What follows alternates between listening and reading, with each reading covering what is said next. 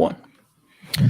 What's going on, YouTube? It's your boy Steven Sports Studios back with another stream. And I'm joined with my co-host Russell Spot. And in today's stream, we're gonna be doing a post review show on the Crown Jewel event. As you guys know, Crown Jewel was earlier today around like 12.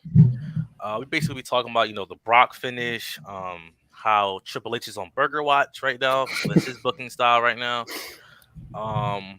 We'll probably dip into some things that happened earlier in the wrestling world, and and I'm also joined by Donnie too. Donnie, if you want to introduce yourself real quick. What's good? I'm Donnie Blaze, and let's get to it, man. Let's talk about Crown Jewel, bruh. Go ahead, Russell Spot. All right, Russell Spot. Yeah. I think I want to know your opinion specifically, Donnie. What did you think about the show? I ain't gonna lie, that show was fire. I won't lie to you, that is probably one of my favorite pay-per-views this year. I low-key liked it more than Extreme Rules, Clash of the Castle type shit. It's really up there, one of my favorites pay-per-views this year. That's valid. So let's just get into the card. What's going on, Matt? Kicked off with Bobby Lashley versus Brock Lesnar. What do you think of it, Steven? My opinion still stands. I didn't like it. It was cool. It was probably one of the worst matches on the. I know it's the worst match on the card. I didn't like the finish, but I understood why it finished that way because you want to protect Bobby. You don't want to make Bobby look weak, but I don't even think that's possible. Just the way Bobby's built, I don't think you can ever make that man look weak. But I understand why they probably going to try to extend the feud maybe to the Rumble or even Mania, but that's like a long way to go. But yeah, it gets a 1.5 star rating. Nah, 1.5 is crazy. Don, the match. It started off good because Bobby was kind of controlling the match, but like over time, it was just ass over time. I feel about you. I'd say 2.5. But what do you think, Donnie? The match could be better, though. I'm telling you, the match between those two could be good. Without a doubt, it definitely could have been better. I didn't like the ending that much either at first, but I also understood the reason why they did it. One thing I low-key didn't like though was the beginning, how like Bobby snuck Brock. Like I like how Bobby always ready to fight and like on some man shit, like face to face, and like him sneaking Brock. I ain't really like that, but overall, I did like that he was dominating for majority of the match. And hopefully we get that third match sometime down the line. But if I had to rate it, I'll probably go with Russell Spot like a 2.5. It was all right. It was all right. It could have been better though. Yeah, wasn't a great match, but it got the job done. I feel like they kicked off the show too. I feel like with those guys, they can't just have like a regular match. It's like they gotta have some type of stipulation involved because if not, especially now where Brock is in his career later down the line, he can't be doing so much long matches. You know what I'm saying? It's not the same. So you got to find a way to make it still a good match.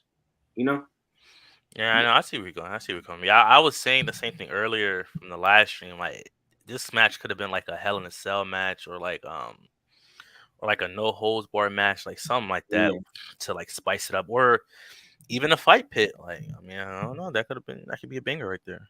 Mm-hmm. That was what's going on, Zay? How's it going on? Yo, Zay, man, what's up, man? Hey, man. Yo, Zay, what you out here, man? See, after that, we had Damage Control taking on Bliss and Asuka. This was I don't get why they're flip flopping the title so much. No, I didn't mind. I liked the match though. I did like the match.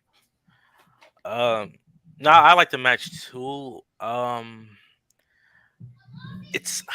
want to say it's probably my favorite match tonight, but that Judgment Day match was fire. Yeah, I don't really understand this. Like, you have Damage Control win the titles, but then you have Bayley not win the Raw Women's Champion. that doesn't make sense to me because at that point you should have just kept the title on Alexa Bliss and Asuka, then just flip flop the titles. Like Matt, look, yeah, it could be for storyline, but like it didn't make sense putting the title back on them because now I think after this it kind of made Bailey look a little weak, and we all know Bailey really about that. Like she ain't a weak hoe, like we know that. Bro. So like it's like I don't know what Triple H is going through his head. Like I don't know if he probably doesn't like Damage Control that much. Is he maybe teasing a breakup? Like I don't know. Like the match is fire, but the way he was doing like flip flopping the titles, man, it just didn't sit right with me. Triple H, again, you are on Burger Watch. I'm just saying this right now. What you think, Donnie? For that match, I like that match. It truly was a fire match. I wasn't expecting the match to be that good, honestly. They went out there, they did their thing. I like that Damage Control won. And I wanted them to have all the gold by the end of the night, but fucking Bailey lost, what made no sense to me. But overall, it was a pretty good match, bro. But I just hope that Bailey get the title, bro, so Damage Control could have all the gold. The thing with that, Donnie, is that like when she wins the title, like would that really solidify Damage Control? Like Bailey has lost so many opportunities, and Damage Control with the tag titles, they haven't been doing anything with it. Also, like they haven't been dominant as they claim to be. So like I feel like once Bailey win it, it won't be like significant. I could see why you say that, but all they gotta do is just book them better, honestly. Because we seen it before with other teams where in the beginning they was fucking shitty, and then they just turned around with good booking, and now they won Judgment Day. Yes, Judgment Day. They was bad as I'm talking about. Every time they went against the Mysterios, they was losing, and everybody like, yo, they're done. This shit is ass. Now everybody loving the fucking Judgment Day. So, you know. Real quick, what's going on, Brandon? Do you want to introduce yourself real quick? Let them know where to follow you. Yeah, can you hear me? Yeah. All right, what's up, guys? My name is Brandon. You can follow me on all social media at Brando the actor. Yeah, I mean that's really it. You run a Fourth Wall Wrestling podcast. That's what it's called. Yeah, Fourth Wall Wrestling podcast too. Me and my good pal Will. So yeah, I mean that's what we got going on. So we were just talking about Damage Control versus Bliss and Asuka. What did you think of it? Okay. Actually, I think it's probably like one of the best women's tag team title matches I've seen so far, produced by WWE. I think all the women did a really great job. With that being said, I do hate that they're hot potatoing the titles because the titles already don't feel, valuable. But I understand the reason because, they needed, I guess they wanted like a title change to happen in Saudi, and that was the only one that could happen. So, By the way, if y'all don't know Brandon, he's the one that's always speaking facts in the comments. I know he don't remember. Yeah. But what about you, Russ? What you thought about the match? I'm not gonna lie. Maybe because I was still kind of like, I wasn't fully there because I'm not used to watching pay-per-views at like 11 a.m. I was kind of like not really like I was paying attention, but I wasn't like into it. But it wasn't a bad match at all. Again, I don't like other, like he said, a hot potato in the titles. But as someone in the comments said, it is for the story, I guess. But it just doesn't make too much sense. But the thing is, right? For the story, right? Let's say Triple H wants, Damage Control to win all the gold at War Games, right? Then, like, why? Like, you could have had someone else be in Bailey's spot up until then to try to set up, Damage Control versus Bianca and them at War Games. You could have had someone like kind of like a jobber, like kind of push someone that's not ever going to really go get pushed to like be the placeholder until they want to push the Bailey and Becky John into War Games. But I mean, I don't know. Like she took a loss at Extreme Rules. I feel like she took a loss before that, but I'm probably not remembering. I think then Candice LeRae beat her too. Yeah. Yeah, Yeah. see, Yeah. exactly. Even Candace, like I love Candace and all, but oh my god, man, I don't. Oh, what did y'all think of Nikki Cross getting involved? I What like do you that. think that's about? I ain't Bring gonna a lie. winner To too. be honest, I don't know what's gonna. First of all, I love that she has her old NXT gimmick back. That made my night on Monday. Yeah. But I don't really know because she's just kind of like attacking everybody, and she has like her own thing going on. So I mean, I want to say maybe she's gonna be like a next challenger for Bianca type deal. I don't Yeah. really know. It's really confusing. I was thinking the same thing. This is why I don't believe Bailey's winning the title soon. Because it does look like Nikki Cross is going to be in that title picture. And Yeah. like Actually, I don't think she's winning the title anytime soon. Yeah. I don't know what Triple H is doing. I don't know if like someone is forcing him to push Bianca this much, but like this is kind of crazy. I ain't even gonna lie to you. I love that they're pushing Bianca the way they are, but But it's I feel weird they're like doing it at Bailey's expense because since she just came back where she needs a win. exactly like and plus like it's like at a point you're going to have to know like look Bianca's going to have to drop the title eventually. I think at Okay, this yeah, I point like this. I Rhea was most thinking the likely. exact same thing. I think Bianca's gonna drop the title to Rhea. I think it's either gonna be Rhea or Charlotte. Sadly, Yeah, I don't mind that. Oh, unfortunately. Matt asked a question, random question, but do y'all think Bobby Lashley's turning heel anytime soon? I don't think Not so. now. He's too much over as a babyface right now. I'm gonna about you. Yeah, I think it was just the matter of him being frustrated and him already, not liking Brock. That's why he just snapped after the match. Because I at don't the think it's Rumble like a they played the thing or at day one they played the thing where it looked like Lesnar was gonna tap out to the Hurt Lock, so they did that again. So just yeah. playing off that story. But yeah, that was that match. Let's get to this one. This one, I don't think you were watching this one at all, were you, Steven? No, yeah, I'm done with that feud. I'm gonna keep it about you. I'm done. Like, they need to pack that shit up. This should be the end of it. I'm not trying to see them feud again. Let's start with you, Donnie. What did you think of it? I'm not gonna lie, that match was fire too. It was way better than the one they had at Extreme Rules, Yeah. Okay. Yeah. Yeah. and it was just overall a good match. I can understand why people might not like the feud right now. I feel as if it's a good feud, but it's just not getting the main event level attention that like other storylines are getting. So it's kind of making that feud look like not as good, you know. But Yeah. overall, I still think it was a pretty good feud, and I like how they did it, where Drew climbed out the cage and Cross was so close to winning. Yeah. But to me, it was a pretty good match. I think they'll probably run it back one more time. Probably. I'm hearing that Drew McIntyre is sick though. He's Oh sick. yeah, I had seen that on Twitter also. Yeah, they said he was sick the last couple of days, but like he managed to still wrestle. Okay. What'd you think of it, Brandon? Uh, like Donnie said, I think it's probably like the best match they've had so far.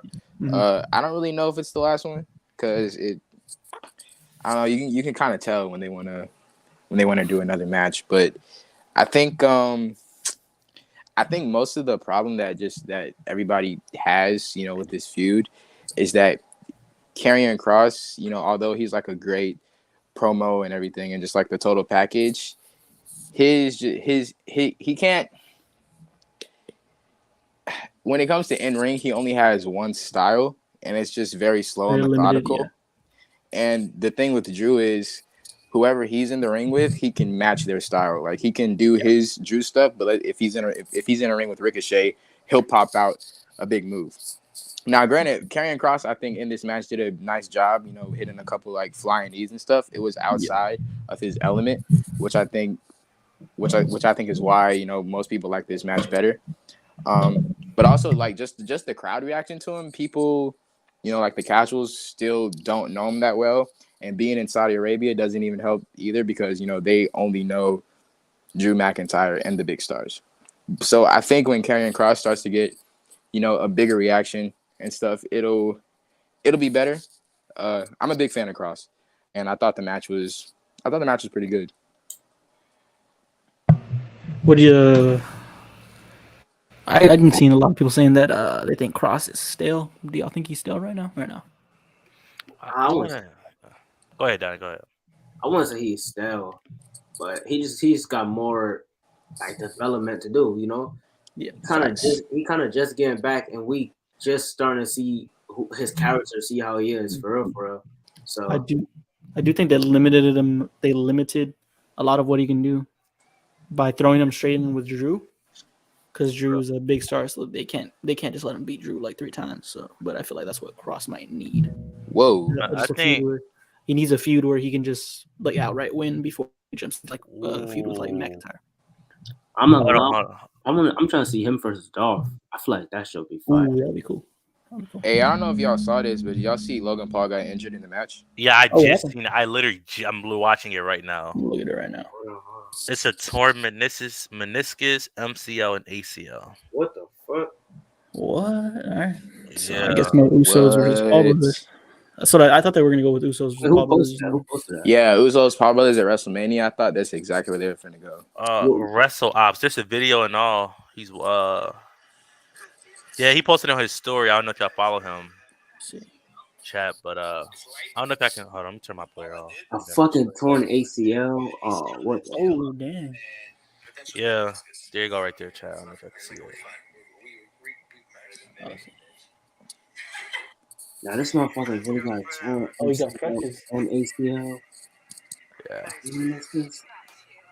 I didn't even notice. I didn't even see where he got injured at. Like, I wasn't. It had to be after he made the jump because there was no way he was gonna make that on a torn ACL. probably I ain't gonna lie, this motherfucker was wilding in that match though. Jumping over top ropes and shit. Wow. No, he was going off. I ain't gonna lie. Yo, I don't know if in the beginning of the match though, the way he was manhandling Roman, I ain't gonna lie. That had me a little scared a little bit. He was a manhead right now. Yeah, it had me a little scared a little bit. Like, yo, Roman. We'll get to that. But up next we had the Judgment Day taking on the OC. That's probably my favorite match of the night. That's probably my match of the night for me. That match is big. Like the way everything was, it was just fire. The only thing I didn't like, it might be odd, was Rhea Ripley getting involved. Like,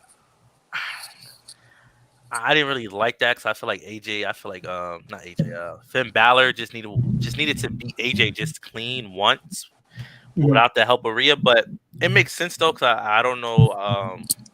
I know the OC want to bring a girl in, so it kind of makes sense though. Yo, it might be Nikki Cross, chat. I mean, you never know. It could be Nikki Cross with the OC. I don't know. What about you? What did y'all think?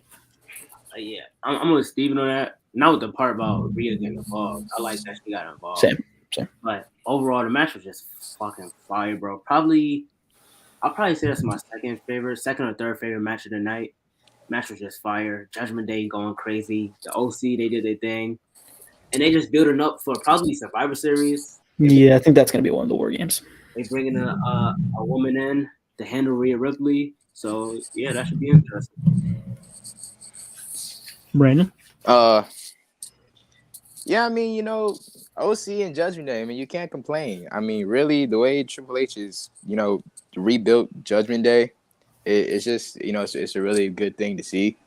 It is starting to get like, kind of repetitive for just Rhea getting involved. So I'm glad they're about to bring in an equalizer for her, whoever that's going to be.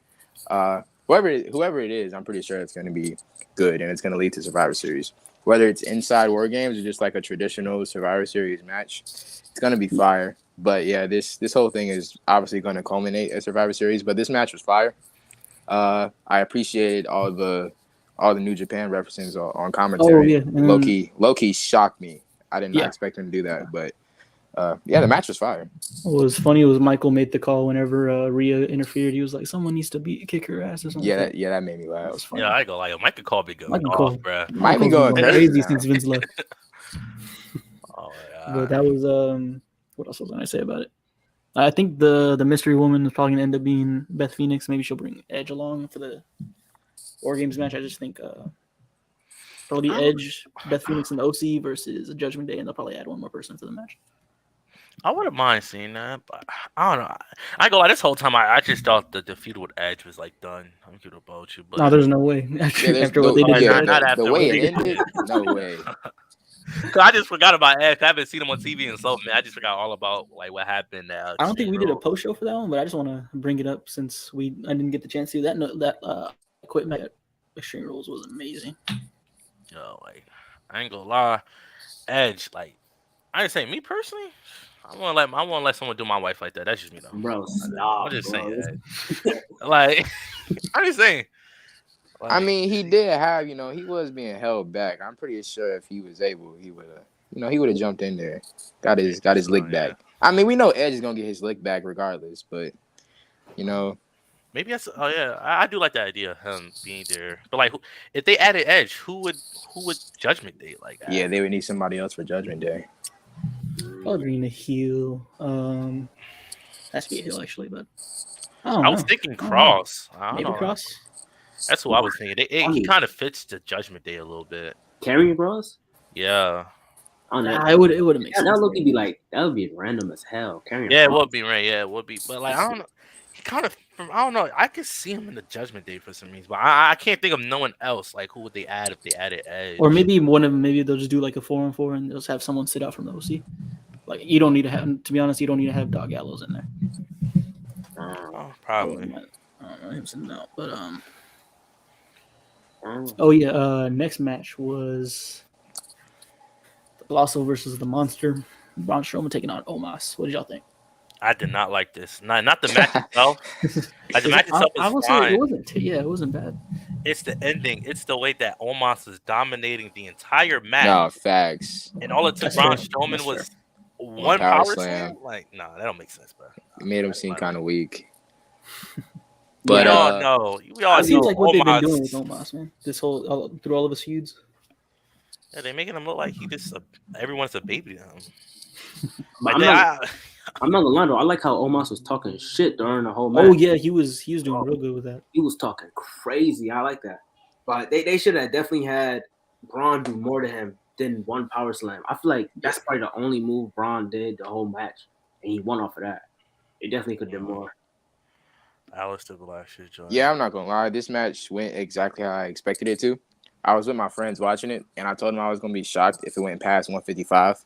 And it started. I think the match started at like 148, 149, and it ended at like 154. So, it was pretty short and sweet. I think it was like, I don't really understand. Omos just dominating, and then him getting picked up for one power slam, and then it just being over. But then again, I also really don't like Omos, so I was happy either way. This was the shortest match on the card at 7 minutes 20. Actually, no, second shortest. Lesnar and Lashley was 6 minutes. This one was 7 minutes 20 seconds. Yeah, that ending, man. I did not like that at all. But it was a cool match though. I think I liked Bobby and Brock a little bit more. But this next match was a banger. It was the Usos versus the Brawling Brutes. What y'all think? The match. I like their SmackDown match better. No, facts. I was thinking the same thing. Yeah, the match was SmackDown. That match was fire. This one was cool too, but I don't know. It didn't hit like how the one on SmackDown did. The atmosphere on SmackDown was just hitting. Everything about it was just fire. But this match was cool too, though. Low-key think they should have opened with this one. Yeah, this would have been a nice open. So the thing about this match is, I think it's leading. I actually personally think that one of the War Games matches is going to be Bloodline and the Brawling Brutes. Yeah, since they completely annihilated Sheamus a few weeks ago. I think it's only right that they do this inside War Games. So that would be Roman and the Usos and Solo and Sammy all five of them against Sheamus and Butch and Ridge. They could add Drew and then oh yeah, KO. That's it. Oh yeah, KO. Where is KO? I haven't seen that dude in like in a month. I think he's waiting patiently. No. Bro, and that works out perfectly because if they want to do Sammy and KO versus the Usos in Mania, then adding KO in right. Oh yeah, that's brilliant. Oh yeah, I think that's what they're gonna do. Good stuff, Donnie. What did you think of it, Donnie? What the Usos versus Brawling Brutes match? Yeah. It was a good match, pretty fun match. Like how Brandon said, I think it's leading into a War Games match. Hopefully that does happen. Yeah, it was just a cool match. It was a fun match. You know, nothing too crazy. It wasn't one of my favorites of the night, but it was still cool though. Facts. Yeah. Not match of the night wasn't bad. It was fun. After that, this might be up there. I don't know. I still think I like the main event a little bit more, but we had Bianca Belair taking on Bayley in the last one, the standing match. Oh, yeah, that's second my best match tonight. That's second best match for sure. Look, Just this. the ending messed it up, bro. Just the ending messed it up. With Bianca winning, Donnie, bro, I'm telling you, bro. All the endings of this show has been straight ass. I don't know what Triple H was thinking. The way he was ending some of these matches, bro, was ass. Yeah, you pushing it, brother. You pushing it. I ain't gonna lie. How? But So you tell me that Brock and Bobby finish was good? I can see that one. But the other ones was cool. The Usos versus Brawling Brutes. That was a cool ending. Nikki didn't know it was cool. Nikki, that one was cool too. The ending to the main event was fire too. So a couple. I'm not gonna lie. A couple of them just wasn't great. Like Bobby, Braun, and probably. We go 50-50 on it. Okay. I thought the ending to Bianca and Bayley was actually pretty smart. The way they used the ladder, and since they just came out of a ladder match, and then her being pushed into the corner, because realistically, you can't get out of that if you're stuck in between the dang on end of the ladder with your legs in there. I mean, it's kind of. I thought it was brilliant. I personally liked the ending.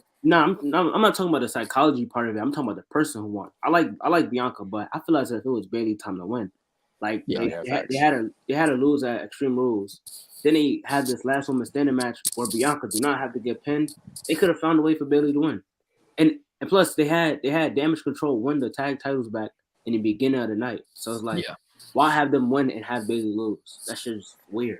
Yeah, it was pretty weird. Yeah, I don't get that by Triple H. The match is cool though. That's probably my favorite match of the night.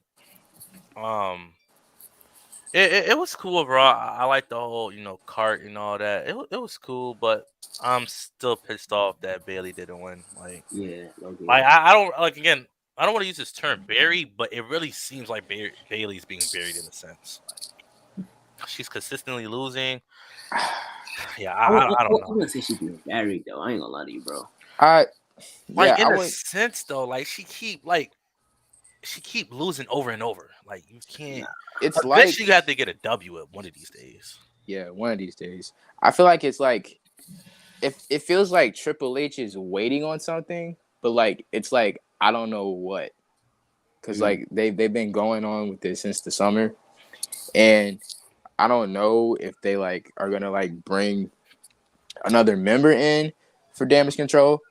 Oh, this is one thing that popped in. Tegan Knox for Damage Control. I think so. I was scrolling on Twitter today, and how would y'all feel about Sasha actually coming back and actually being with Damage Control and not against them? That would be it. That would make sense because of her history with Bayley. Yeah, I wouldn't mind that, bro. I ain't gonna lie to you, bro. I feel like it would definitely add more star power to Damage Control. Yeah, because I feel like with just Bayley, it's not really doing it. And even though Dakota and Io have been putting on great matches and winning, you still need something more to help get them over with all the fans. So I feel like adding Sasha in with them I feel like it would just be a twist and a shock to everybody. Yeah. Bayley, I said Bayley. What the fuck, Brandon? I might have to push back on you on this one. When you said Bayley isn't enough, I think Bayley is enough for Damage Control. I think she does have enough star power. I think it's just the booking that is hurting them. Yeah. I truly believe. Yeah, even though adding Sasha would be fire because of their history and the run that they had in the Thunderdome, it was wild, crazy. I just, as much as I want to see it, I don't think Sasha's needed right now. And especially if Sasha comes back, we all know Naomi is coming back with a package deal. So what would you do with Naomi? Well, Loki put them both on for War Games. Yeah, that's what I mean. That's what I was thinking. I mean, that would even it out. I mean, that's 5. Wait, add her to add Naomi to damage control. Nah, I ain't gonna I lie. mean, they yeah. don't I gotta be mean, part of it it. doesn't They can have come to in be as- for They can come in as damage control. heels and just But team they with can them come for as the match. heels. You know. Yeah. I ain't gonna lie. Like I think after what they've been through, There's no way they're not coming back as faces though. To be honest. exactly. I was just about But to say see, that. but look, that's my thing. You would think that, but then if they come back as heels, that's just like a big shot to swerve. everybody, like a Nah, swerve. but I feel like that's gonna be kind of forcing it. I ain't gonna lie to you. Like you bring them back, turn them heels. Is like I feel like it's way more to gain if they have them as a faces. That's true. Way more That's to gain. facts. Yeah. I don't know. I mean, it's all really confusing. I mean, it's really hard to try to figure out what's going on in Triple H's head because he has so much on his plate. I feel like with damage control, the thing that is messing them up is the way they're being booked. I don't like how they're like being booked as like cowards. You know how like the coward heel. Word. You know, Yeah. I feel as if they should be like the thing that I liked was the first night when they came on Raw, how Io she stepped up ready to fight Bianca. I'm like, okay, that shit That is was fire. good. I feel as if they should be like that, way more just ready to fight, ain't running Yeah. challenge. How Solo is right now for the bloodline. That's why Solo is, over right now. People like that about him. He always ready to fight. He ain't backing down from no challenge. They should be Ruthless. doing that. They should be doing that with Io and Dakota. Yeah. Same thing like on their first night on Raw when they took out Becky when she was injured backstage. Like that was hard. I thought they was just finna run a rough shot through like the whole locker room and just take out everyone. But Yeah, for this match, I don't think there was any interference at all, right? No, it wasn't. No, nah, Nikki that- Cross. low-key, Nikki that- Cro- oh no, No, that was for the tag team. tag That one didn't really Oh. make sense not to have it here if you're gonna have it anywhere. Mm. But yeah. What you thought about the match, bro? I thought it was really good. Second best match of the night for sure. I guess like the logic part, which doesn't really matter in wrestling, to be honest with you. Like, why wouldn't Damage Control come out and help? Mhm. Bailey should have won. That's just it. Oh no, I ain't gonna lie. That was a little confusing though. What? Like damage control, like not coming out to help. Like they all like a group. Like in my, because I feel like for Roman, like I say Roman was like in that position. The Usos will obviously come out and help. But I do see that logic where like why didn't damage control come out and help? Yeah. I do say that a little bit, but See, that's it. after that was not a match, but a promo by Bray Wyatt. What did y'all think of the promo? That I ain't gonna lie. That promo, first of all, that was just a waste of space in a sense. Why you have this man come out to Saudi Arabia just to cut a promo? He could have done that in the States. Second, I didn't understand that entire promo. I'm gonna keep it about you. I did not understand the whole point of view. No, like I'm still trying to like. From what I heard, it just looked like they're just they're trying to play this thing that Wyatt, that Uncle Howdy's saying, like Wyatt's like A fraud. He's lying basically. He's a fraud. Yeah, I'm still confused on this whole like. I think that's something that's gonna have to like go on for me to really understand what's going on. What I got from the promo, basically, it almost kind of seems like Bray is kind of like chasing the feeling he had when he had the mask, and they kind of made that a focal point of this promo, which was him, like being the Fiend and the mask, which is also why I really like that he had this promo in Saudi Arabia, because most people would claim that the Fiend died in Saudi Arabia when he got, squashed by Goldberg. So I appreciate him coming out, having WWE having him come out here and give this promo in Saudi Arabia about the mask and, his family and the importance and how he felt and how nobody, really loves him. I saw people on Twitter try to say that Bray's promos were getting stale, and I'm like, he's only been back for like 4 to 3 weeks. So I mean, like, how is that stale? I feel like. There you go, bro. Do that. Yeah, I feel like people need to, have just like a little bit more patience with stuff, because I feel like people try to rush to the satisfaction of and try to figure out what's going on, and I kind of like how this is going. I feel like the promos, they're like understandable, but you kind of don't understand, and it leaves you wanting more. But I'm just enjoying the ride for real. But I thought this promo was nice. I really thought that Uncle Howdy was gonna take off the mask and reveal himself. Yeah. Because I was like, well, if they're having him have a regular segment on a pay-per-view, something big has to happen. Seems like they So- removed the voice, whatever Yeah, it was, because yeah. it was just his voice, but as Uncle Howdy. So it seems like they're going with the split personality stuff. Facts. Yeah, facts. No. What did y'all think about Bray's stuff last night though on SmackDown?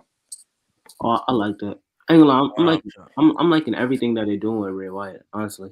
Wait, hold on. What happened last? I don't remember what happened last night with Basically, Bray. what he talked about, like interrupting the worker, try to like stop, something. that was really good. Try to do some shit, and Bray just started wilding on this nigga like. Snapped. Oh yeah, with the worker. Oh Yeah. he was talking about like some like guy cutting him off and shit. Yeah, I remember that's like coming back to my head. And what was smart with this one was Kind of feel bad for the worker though. you know how he's doing the whole split personality, whole split personality thing. He was like yelling that his name is Bray Wyatt, like almost to make sure he believes it himself. So it's smart what they're doing. I don't even think Bray Wyatt believes he's Bray Wyatt. I think it goes back to that split personality. I think he thinks he's someone else. I think that's what they're trying to do. Like the way he was talking, saying that he's not. Basically, he's downgrading the Fiend character. He's like, that's not who I am no more. It makes him as if he's trying to change. He's trying to change because how dark the Fiend was and how reckless it was. He's trying to change, but Uncle Howdy is saying like, you lying. Just embrace who you are. Embrace that dark side. Nobody will care, like that. It's almost like he's trying not to take the blame for what he did, even though that was him. He just doesn't want to believe that was all him. He's like in a delusional world. Like there we go. Delusional. Yeah. That's valid. No. But any other comments about it? What y'all think? Where y'all think this is gonna go? I look again.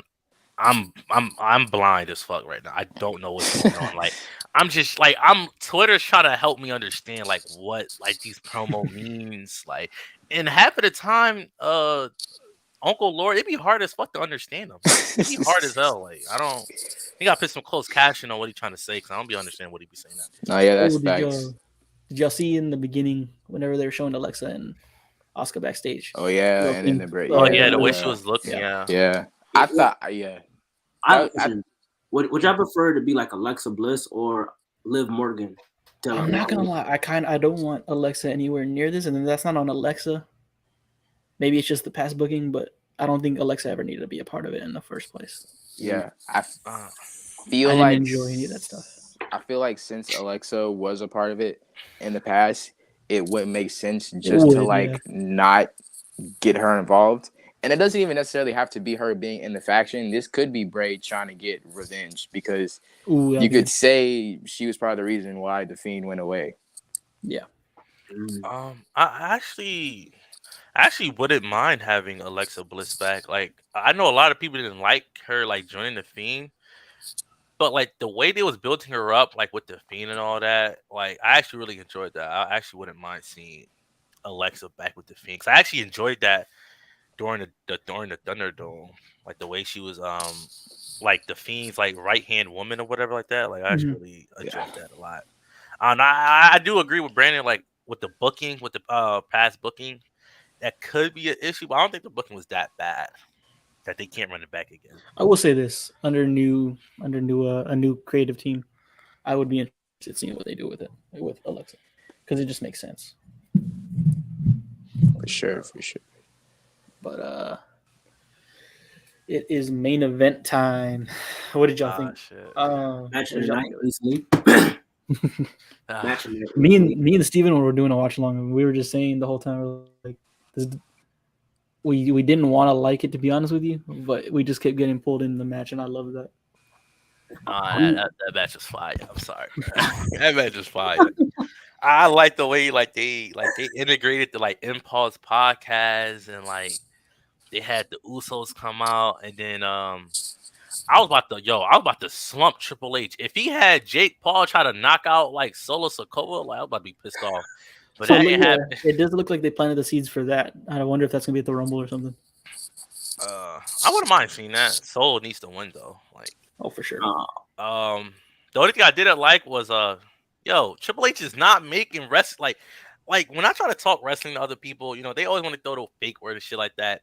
But once they see this dumb shit, like, all right, bro, it's not helping my argument of trying to make WWE like as realistic as possible. Because now they be like, well, Jake Paul was in there, Logan Paul. It doesn't. Bro. Bro, come on, bro. It doesn't help our argument. But they've been doing that shit forever though. Adding like outsiders coming in and shit like that. Yeah, but This, like this felt like a Jake different extent, Paul. though. I'm not gonna lie. Yeah, like Jake Paul. It didn't have the impulse like his other two co-hosts. Oh, Mike but and did you see yeah. I swear the Usos. At least Jimmy hit. What's his name? The one with the beard. It felt like he. Oh, the he hit him shirt with guy. an actual George? He super was kick. bitching him. I ain't Yeah. gonna lie. He My was boy bitching George, him. I'm not gonna man. lie. George, It looked like he hit him with an actual super kick. I feel like George really got kicked in the mouth. that shit was fire though. I ain't gonna lie to you, bro. It was good. Oh yeah, Roman. Yeah, too. Why was Roman trying to? The way he was trying to sell that right hand from Logan. Bro, you gotta make your opponent look good, bro. What do you I mean? understand. I know. I don't got a problem with it, but like, it was just hilarious though. Nah, Like, Paul Heyman too. His face was hilarious the whole entire time. They did give Logan an absurd amount of offense to start off the match, which is crazy because it looked like Logan got way more offense on Roman Reigns than John Thanks. Cena got on Roman Reigns in 2021. Hey, did y'all see when Logan Paul hit the buckshot lariat better than Hangman? Oh shit! Of course, Yo, Steven not say something about this. no, I got nothing to say. Of course. No, I don't got nothing to say. It is hilarious because a lot of people saying like he hit a better buckshot than Paige and CM Punk and shit like that. Looking back, he did give Hangman a run for his money. I'm not gonna lie. I know he clears Hangman though. I mean, like the hop he got. So on that wait. buckshot is crazy. If he clears Hangman, he clears Punk, right? Oh, no, for sure. No. Oh, this nigga dick riding bad. No. Bro, what, bro? No, not Punk. No. Punk a different animal. Punk a different animal. Now, yes, Punk did get injured, but like, no, still not better than Punk. No. Oh my god. No, Yo, you this mean guy better is than Punk? sick, bro. No, Igman, no, not better than Let me Punk. see. Y'all pushing it there. No, that buckshot lariat was clean, bro. It was clean. Shout out to Logan, yo. This nigga taking this shit seriously, man. You know, that shit was easily match of the night. Ain't gonna lie. That shit was match of the night for sure. Show this real quick. When did this match happen? I don't remember this shit. The fuck? Oh, there you go. Boom. The impact, man. Well, that was wow. That's like shout out to Logan, man. Hope a speedy recovery, man. Shout out to him. I hope so. And you saying that's not better than Punk's on? That you telling me? I had to say, I'm gonna have to see Punk. I ain't gonna lie. I can get it real quick. Yeah. Show me Punks. Yeah. Show me Punks. He tripped twice over the rope when he tried to do it. He botched it twice, back to back. All right, if he botched, I'm gonna give it Logan. Like, if he because Logan did that shit smooth. Like it was mad clean when he did it. I know Punk. He botched it twice in a row. I don't know Punk. Yeah, twice in a row is crazy. Logan Paul might have cleared you, Punk. I ain't gonna lie. No, we just go to ignore Punk got injured attempting the back shot. He definitely did get injured. That's why. That's not when he got injured. He's crazy with their copyright strikes, so I'm just gonna show the photo of his buckshot lariat. Punk got injured when he jumped into the crowd. That's as high as CM Punk landed on his ass right there after that. It's not funny. It's not funny. Wait, hold on. Is that a gift right there? Hold on. Is that a gift? Oh, right here. Is that a gift? Yeah, what the fuck? Yeah. And then it happened again right here. And then it happened again right here. Damn, Punk, you making me look bad out here, bro. You making me look bad trying to defend you right now. Because now John can use his argument talking about, oh, Logan Paul, like, oh my God, yo. Why are you doing this? Man? Wait, who that? Is that William? Yeah, you said that's your What's good? What's up, Will? What's good? Sorry I'm late. You good. Other host of the Fourth Wall Wrestling Podcast, Will. I gotta check that out, man. I'm gonna check it out, on YouTube real quick. Hold on. Y'all still upload a lot? No. Nah, life got in the way with baseball for me and Brandon Axe. So it's like we didn't have time, but yeah, okay. Like we're still in school, so it's kind of hard to like be consistent with it. But we try our best. Okay, hold on, it's host of the Fourth Wall. Is that it? Host of Fourth Wall Wrestling Podcast. I think. Yeah. Oh, Fourth Wall. I can send you the link. But oh yeah, what did you think of the show, Will? I thought it was a good show. I mean, like the wrestling for the most part was good. I feel like I really like how the last 3 matches of the show were probably the 3 best in ring, and I thought overall, like there was nothing really bad. No bad matches, I should say. A couple of the finishes were questionable, but overall, I thought it was good. And I think there's a lot of takeaways from this show that go directly into Survivor Series, and I always love that about a pay-per-view, when you're able to give me things that I can take away from the show at a high quantity too. It's always a plus. Got you. What did you think of the main event itself, though? I was kind of blown away by it because I knew Logan was good, but I didn't think he'd put on a performance like that. Mhm. And especially being injured, I don't know when he got injured, but I'd assume it was before the finish. But when you're able to give a performance like that with Roman Reigns, when you're injured for some portion of it, I think that's an incredible job by him. And I think he's better than half the roster. So when you have that paired with Roman Reigns, I think you expect something good, but I didn't expect all that. They blew me away. This is a question for everybody. What do y'all rank this on Roman's title defenses so far? That's just up there for sure.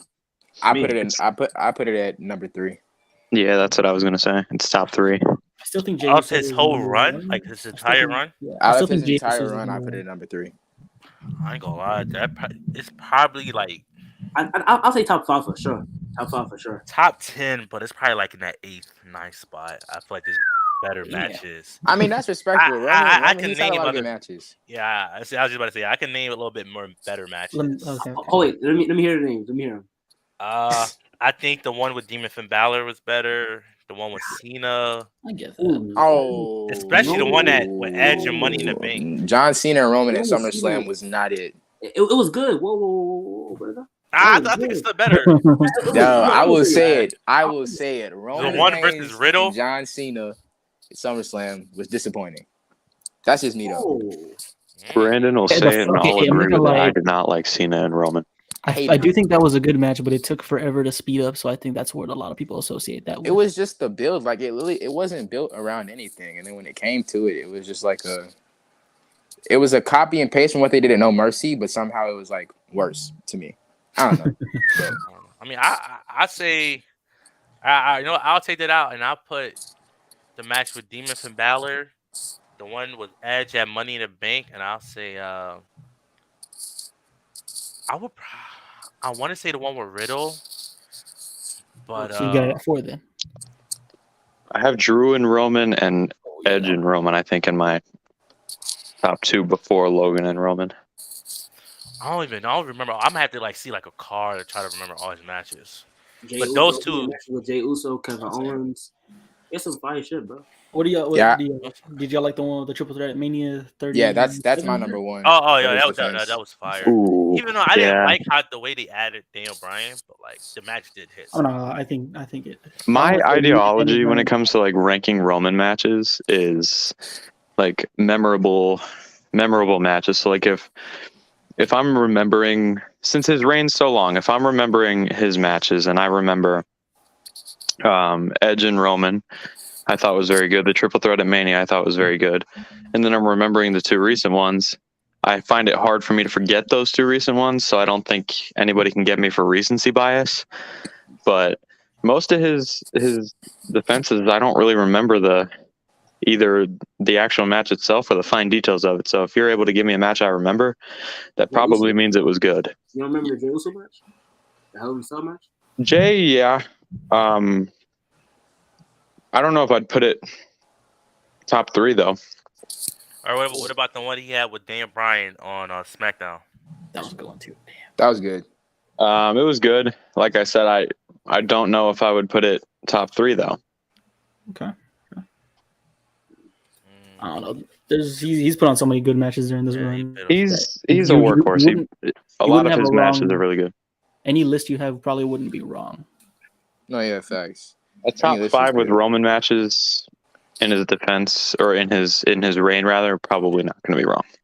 Facts. But let me ask y'all another question. At any point in this match, did y'all think Logan was going to win? No way. No, but they did a great job of making it look that way. They did a great. That's one Yeah, thing I about agree. Roman Reigns. He will make you believe that he is done and that he's about to lose those championships. Like his close falls are second to none. That's facts. Me, it was something in me that was like, yo, Logan Paul might actually like do it in a sense. But then I remember this is Logan Paul, this is Roman Reigns. They're not going to make Logan of all people beat Roman. Like, nah, that doesn't make sense. But like Will said, they're damn good at making it seem like he might actually lose though. Facts. Roman. Now, if you would ask me after seeing this match, would I mind Logan becoming a world champion one day in the future after Roman?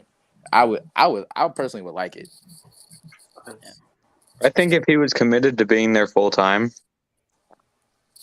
and like, I think there will be a point where he is, but if he's committed to being there full time, I wouldn't mind seeing him as champ because I think he's legitimately very talented, and he knows how to talk. So I think it would be entertaining. I didn't think I would say this like a year ago, but Logan is 3 for 3 so far. He hasn't missed. He won't miss either. I don't think. If you put him in the ring with somebody he can go, he's not going to miss. He gets better every single time. You can tell he's really committed to this and has a respect for the industry that not a lot of celebrities do. What's crazy is the range of people he's already worked with. He worked with Mysterios, and The Miz, and now Roman. That's none of them. All three of them wrestled way differently, and he was able to have a good match with each of them. So that says a lot. If you can bring The Miz to like a legitimately good match, then you have my respect. Whoa. Crazy. Well, you're not going to just let that slide. Like, I just hear you say that. Whoa. Hey, no disrespect to anybody who's a Miz fan, but I don't think Bad Bunny would have had as good of a match if The Miz wasn't in that match. I know. Shout out to Bad Bunny. Let me give Miz some credit before I explain myself. If you're new to the roster, like if you're just coming up from NXT and want to learn the main roster style, The Miz is the person you put him in the ring with because he's not going to hurt you. He's not gonna really outclass you. Like he's not gonna make you look like a scrub because he's like out of this world good. He's a good hand. Like what everybody wanted to call Brian, or not everybody, but what some people wanted to call Brian, that's what The Miz is. He's a good hand. He can make people look good, and he's very good at that. But when it comes to like me wanting to see him in big matches where he's actually going to have to go out there and put on 4 or 5 stars, he's just not the guy. Yo, well, you're yo. He's Brandon. Wait, Brandon knows me. Will, yeah, this is Will. This is Steve. This is the guy that I told you that has the crazy takes all the time. Yeah. No, this is one because I can name multiple 5-star classes by Miz. Are any of them after 2016? After 2016, I probably name like 1 or 2. One in I don't 6 remember years? I don't remember all of his matches. Like nigga has a lot. Like I'll give Miz the one I remember off the top of my head, and I'm not like I said, I'm not a big Miz fan, so I don't like think about every match he's had, but I will give him Dolph. Yeah. Him and Dolph is incredible. No Mercy? And No Mercy, yes. And I agree with the guy in the comments, and I was going to get to this. When you're a new guy in the company or you're a celebrity, Dolph Ziggler and The Miz are the 2 best people to work with because they're not going to hurt you and they're going to make you look good. And that's really their roles right now. They're not in the middle of anything big. So do what you're good at. And that's what they've been doing. And that's why I respect Miz, although I'm not a big fan of him. Donnie, what's your take on The Miz, man? I feel like he's one of the greatest of all time. And it's nothing more you can say. You good. Oh, he this, he that. He's still one of the greatest to me. One of the greatest of all time. And like homie was saying, you and can his put him mic in work. Donnie, don't forget his mic work. Yeah, for sure. His mic work is up there. Miz is just great, bro. I feel like people will be sometimes overrating in ring work, like the in ring, work. Like you don't got to be a 5-star match type of guy in order to be one of the greatest. So Well, I can respect that. I do enjoy, and I will say I'm not a Miz hater. I just don't. I'm not particularly a huge fan of his, but I will say his mic work is one of the he's one of the best of all time as a heel. I just I value. think the Miz. I'm curious about you. I think the Miz can go toe to toe with anyone. Cena, The Rock, MJF. I think he's that good. I think On the he can mic, go yeah. toe-to-toe. Yeah, on the mic, yeah. I think he can go toe to toe with those. I think I value. I don't know where you guys stand on like what you value more, but like I think I might value in ring work a little bit more than other people in here. Okay, yeah. You can like. So it's a perception kind of thing. It's Yeah. like what you enjoy. I got you. That's just what I enjoy. I enjoy being able to.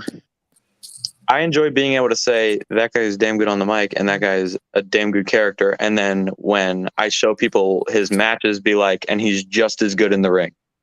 So it's kind of like Okay, that's like valid. WWE presents why they're so high on like Cross, but the fans don't like his in ring work, but they're gonna push him anyway because Yes. he's got the package, you know.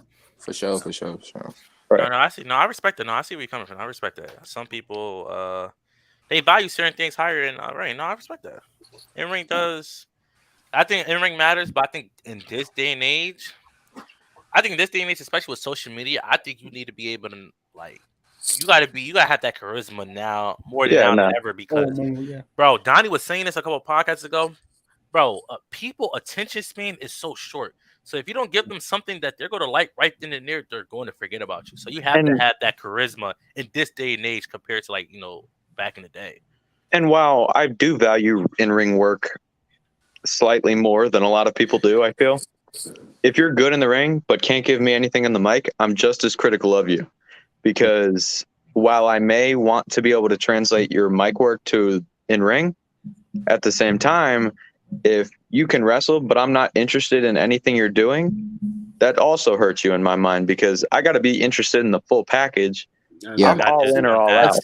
Like that's my problem with Ricochet. I know. Yeah, I was just going to say that's my problem with Ricochet. Yeah. And that's the one thing I think when he was in NXT and I just watched him wrestle, like when I was a little bit younger and didn't exactly understand everything in the business, and he was in NXT, I loved Ricochet because every match he had was 4 or 5 stars. And then when he got up to the main roster, he kind of got exposed for not really being able to hold a feud, not really being able to get me interested. Because while he may go out there and tear the house down with anybody he's in the ring with, or most people, I'm not interested in you. So why should I care when you do wrestle? I had that same problem with Finn Balor for a little bit too.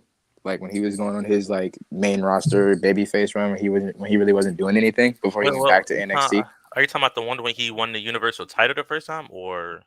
No, I'm talking about after that, like when he came back from the injury and just kind of just wasn't doing anything. It was kind of like floating around in the mid card. Yeah, like Apollo Crews before they actually gave him a character. No one really cared. Facts. Yeah, like exactly. And if y'all hear me chewing and find it annoying, tell me to mute myself. I got food. Oh, you good? No, I agree with what I'm saying. No, it's just nowadays, bro. Like with the age of social media, bro. Like niggas just got so much short attention span. Like that's facts. Like it's annoying. Like I like that's why I be trying to give wrestlers and like some people like a break. Like wrestlers, bro. Like you give the fans something, bro. Bro, they don't like that shit in like 5-10 minutes. Especially if you're like a new guy too. I love the long-term storytelling they're starting to do way more. But I'm scared that people are just going to turn on the product because they can't wait. You can ask Brandon. I'm saying this right now. This Bray shit, bro, people have already complained how long it's taken. I'm telling y'all this right now. They're going to start turning on Bray because of how long, again, people have short attention spans. And this Bray thing is going to be stretched out for a long time. I've always said Bray's too smart for the fan. So yeah. I've always said Bray's too smart. He's too smart for the common fan. Yeah, it's not even about really being too smart, just how fucking short their attention span is. It's like, bro, they need it right now, like right now. Yeah, I think it's a mix of both because while we do have short attention spans, and I'm guilty of that. Some people I have short attention spans too. But like Bray puts so much thought and effort into literally everything he does. Like every single line of every single promo has thought put into it. And some people, the common fan, just can't keep up with all that. So they get turned off to it and they become disinterested because Bray just puts so much thought and effort into everything, and the common fan, not like us who are hardcore fans, but like the common fan just can't keep up with everything, and they call it stale. Mhm. I ain't gonna lie, bro. Fans like that, like they kind of ruin wrestling for like a lot of people. They ruin it for us. Oh my god, bro, that shit. I don't know, man. I swear. I think especially with social media too. Like, yo, you do one bad thing. I don't know if y'all remember the Shashi thing, bro. This is Money in the Bank, bro. She messed up a couple of things, bro. Niggas made her delete her whole social media page, bro. Like, Yeah, they got her case bad. I'm telling you, man. And for someone who's historically been good in the ring, like, Yeah. find me a bad Shotzi match find me a bad Shotzi match with someone in the ring that she's good with, or when she's in the ring with someone that's good. I'll figure out how to speak shortly, but oh, he got it. Yeah. She's strong as shit. You know what I mean? Some of the best storylines on TV right now. The Sammy one, the Judgment Day. It's all something that's been going on for months and months. Yeah. Answer. No, I think that's probably like why Vince sometimes be rushing shit. Oh, for sure. Like he know niggas can't like. I think people don't. I think he just wanted to jump the gun because he himself just wanted to see it get a certain something out of a superstar, and if they weren't showing it, they're like, we're gonna go somewhere else. No, sometimes you gotta be like that, bro. Like again, that attention span. Sometimes you really do gotta be like that. Like, all right, you're not working. All right, God, like we're not even gonna give you long term storytelling. Because like now that he's gone, everything now, like I don't think we give Vince enough credit for keeping his finger on the pulse of the fans. But the difference between him and Triple H is that Triple H has his fingers on the pulse of the entire wrestling community, while Vince had his finger on the pulse of the common fan. Because in his mind, if you didn't have the common fan, the hardcore fans didn't matter. So he would rush things because he knows that we have short attention spans. However, you can't book that way because the people that give you the most money, which in Vince's mind this is how he should have thought of it. We, as the hardcore fan, give you the most money because we spend the most time. Time equals money in the wrestling business. And if you're not giving us that satisfaction that we think we deserve, that time and that money starts to dwindle. And that's why Triple H was able to keep a sustained hardcore audience in NXT. But like, well, the thing I'm gonna push back on that with just a little bit. The thing is, right, that Vince, yes, he does try to cater like to the more casual fan, but the thing is that Vince knows like he knows people. Like, how can I word this? Right? I'm trying to word this correctly. Let's see. Like, Vince knows that like the fans, they're like. I'm trying to put my finger on it. I have the word. Are you trying to say that Vince knows more about the hardcore fan than we think he does? Yes, in a sense, yeah, I do think in a little bit. In a sense, I do think he thinks that way. And I think Vince, he also knows that wrestling fans, they don't know what the fuck they want half the time, bro. They don't. So I think, like, for example, the Liv thing, they want Liv to win. He gives them what they want, and then they boo her like within 3 weeks. Like again, that goes back to attention span, and that goes back to also fans not knowing what they want. Every 5 minutes, they're switching their minds.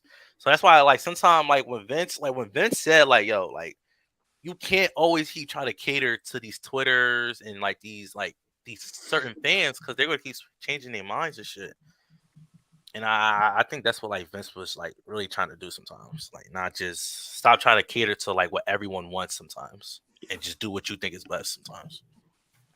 Which ain't nothing wrong with that, but like you gotta sometimes just go with what you think it is, not what the fans want, because the fans they can ruin some shows.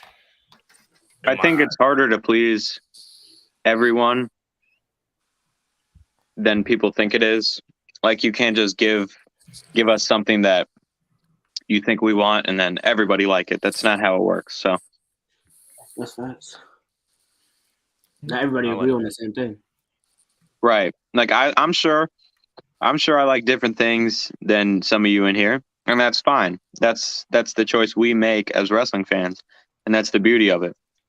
Exactly. When we get what we want, we're at a high. When we don't get what we want, we're at a low. But that's everything. I think of sports this way.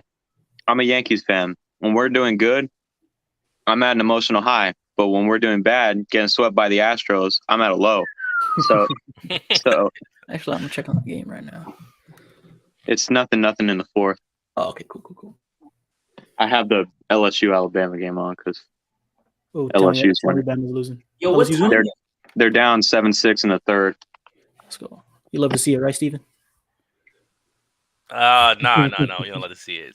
And Clemson is down 14-0 to Notre Dame going into the fourth quarter. Oh, I need Clemson to win. I need Clemson. I mean, lose. Sorry, I need. Who do you root for? I'm not. I just like college football, but I'm more of a Texas guy. But I just like college football, so I follow it all. I'm an Ohio State fan. Okay. Oh, so he's a menace. Okay, all right, yeah, I see why Lil's like that. We see why. I'm not a menace. I'm just.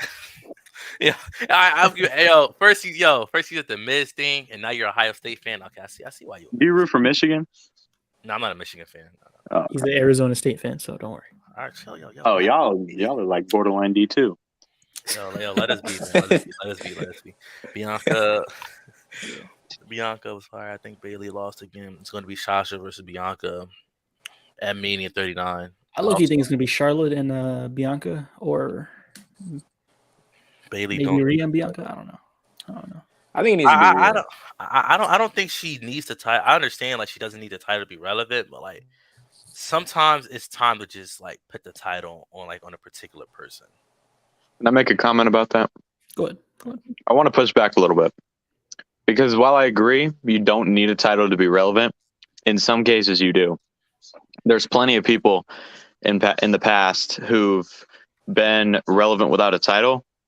However, in some cases, there's a point where you're doing certain things that aren't working, and really the only way to get you relevant is by putting a title on you. Yeah. Drew stayed relevant without a title. If some people may disagree that he's relevant, but I think he's pretty relevant without a title.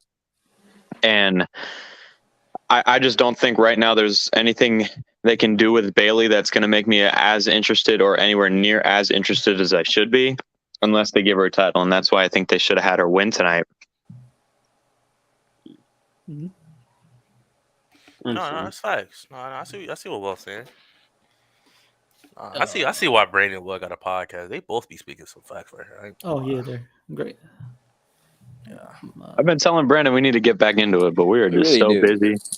It's crazy. And I'm about to hit the worst time of the year because it's baseball season. Oh yeah. Oh yeah, that's already coming up. Damn. Yeah, I mean, anything else y'all want to talk about before we head out of here? See, I'm trying to think. I'm trying to think right now too. When I was talking to Brandon earlier, there was something I said I wanted to bring up, but I don't remember what that was. Trying to think. Because the wrestling, besides Colt and Bandit coming back to AEW, this week was boring. This week was god awful. Slow. This week was really slow. I'm with the Colt and Bandit shit. How y'all feel about that? I mean, I didn't mind it, to be honest with you. Me personally, I like that it's a big middle finger to CM Punk. Yeah, I did like personally, that. I thought it was hilarious. Like literally when he came out, I just started dying laughing because I was like, I know my boy Phil is just like rolling in his bed right now. Like, oh my god, Phil was pissed. I know he was mad. I'm gonna keep it about you. I don't know how to feel because I didn't even know who the fuck he was until like a couple of months ago with CM Punk. So I don't know how to feel about this at all. Like he was just an unknown ass wrestler to me. Like I didn't know who he was. Colt Cabana is a lovable loser. Yeah. Yeah, nigga Will's a menace. See, I'm telling you, bro. You Ohio niggas, man. I'm telling you, they menace, bro. I'm not even from Ohio. When I first started watching college football, the first ever college football game I ever watched was an Ohio State game, and we played TCU. And I saw Ezekiel Elliott rip off like a 50-yard run, and I was like, I like this team. Ezekiel, that was 2015? Yeah, it was 2015. Yeah. Damn. Yo, Will, how old is you, bro? You kind of sound old as fuck. No, I'm just about 2015. I'm just about 17. Oh, okay. Because I ain't gonna lie, you about to catch. That thing is capping. No way. Think you 17? Yes. You don't sound 17. I ain't gonna lie. Ask Brandon. You can literally ask Brandon. We're in the same grade. Yeah, we're both same 17. grade. We're Grade? juniors in high school. Grade? Nah, this is crazy, bro. I gotta be feeling old. Nah. Same. Yeah, I man. mean, ain't you like 18? Like, Ooh, I'm 20, bro. Come on, chill. I can Damn, make you y'all. old as I can fuck, make y'all Donnie. feel God old real quick. I What's was introduced to WWE in 2015, and I was 8 years Oh, old. yeah. Yo, John, chill, my guy John. John. Oh, John in the building. John in the Yo, building. John. Y'all wanna- Ain't nothing y'all wrong wanna with know- Ohio. It's just y'all niggas is menaces out there. Like, He y'all said- Y'all want to know? Bro, Y'all want to know what made me Will. feel old yesterday? What happened? What happened? I was at the football game for my school, and there was an 8-year-old or a 9-year-old that's in 4th grade, right? And he said he graduates in 2031. Oh my god. 2030. And I said, I'm graduating in 2024. What the heck? And I was like, let me do some quick math right here. Quick mas. all of y'all. I'm going to be 25 when this kid graduates. And I just felt old. It's insane to think about. Damn. Yeah, John, embrace the menaces. Yeah, embrace the menace, man. Hey, All y'all make Will. me feel young. What's up? John, he was the one that said that Hangman clears Seth Rollins. Yeah. Ooh, John, I'm going to have to disagree. Yo, Will. Just take me some advice. Whenever John says like dumb shit like that, he be trolling. Don't believe him. He be He trolling. has to be. Trolling. I can't never- like. I've never heard anybody be serious when saying that Seth Rollins is worse than somebody. There's not many people. There's like 3 people on the planet that you can say is better than Seth Rollins. You can't turn your TV on and try to tell me that Hangman clears Seth Oh, Rollins. yo, John be trolling. No, shout out to John though. He be trolling though. No, He do be trolling. Stevie, you in that category too, though. Oh no, yeah. Steve. Yeah. Yeah. You know you be trolling. Yo, what happened? Yo, we were talking about John. Like, why? No, I'm just letting you know. I think you're from Ohio before John was. All right. You're pushing it. Come on now. Not Ohio. Man. Yeah, Kofi take all that shit. Yeah. Yeah, man. How my do you God. not like? What do you say about Kofi? Kofi?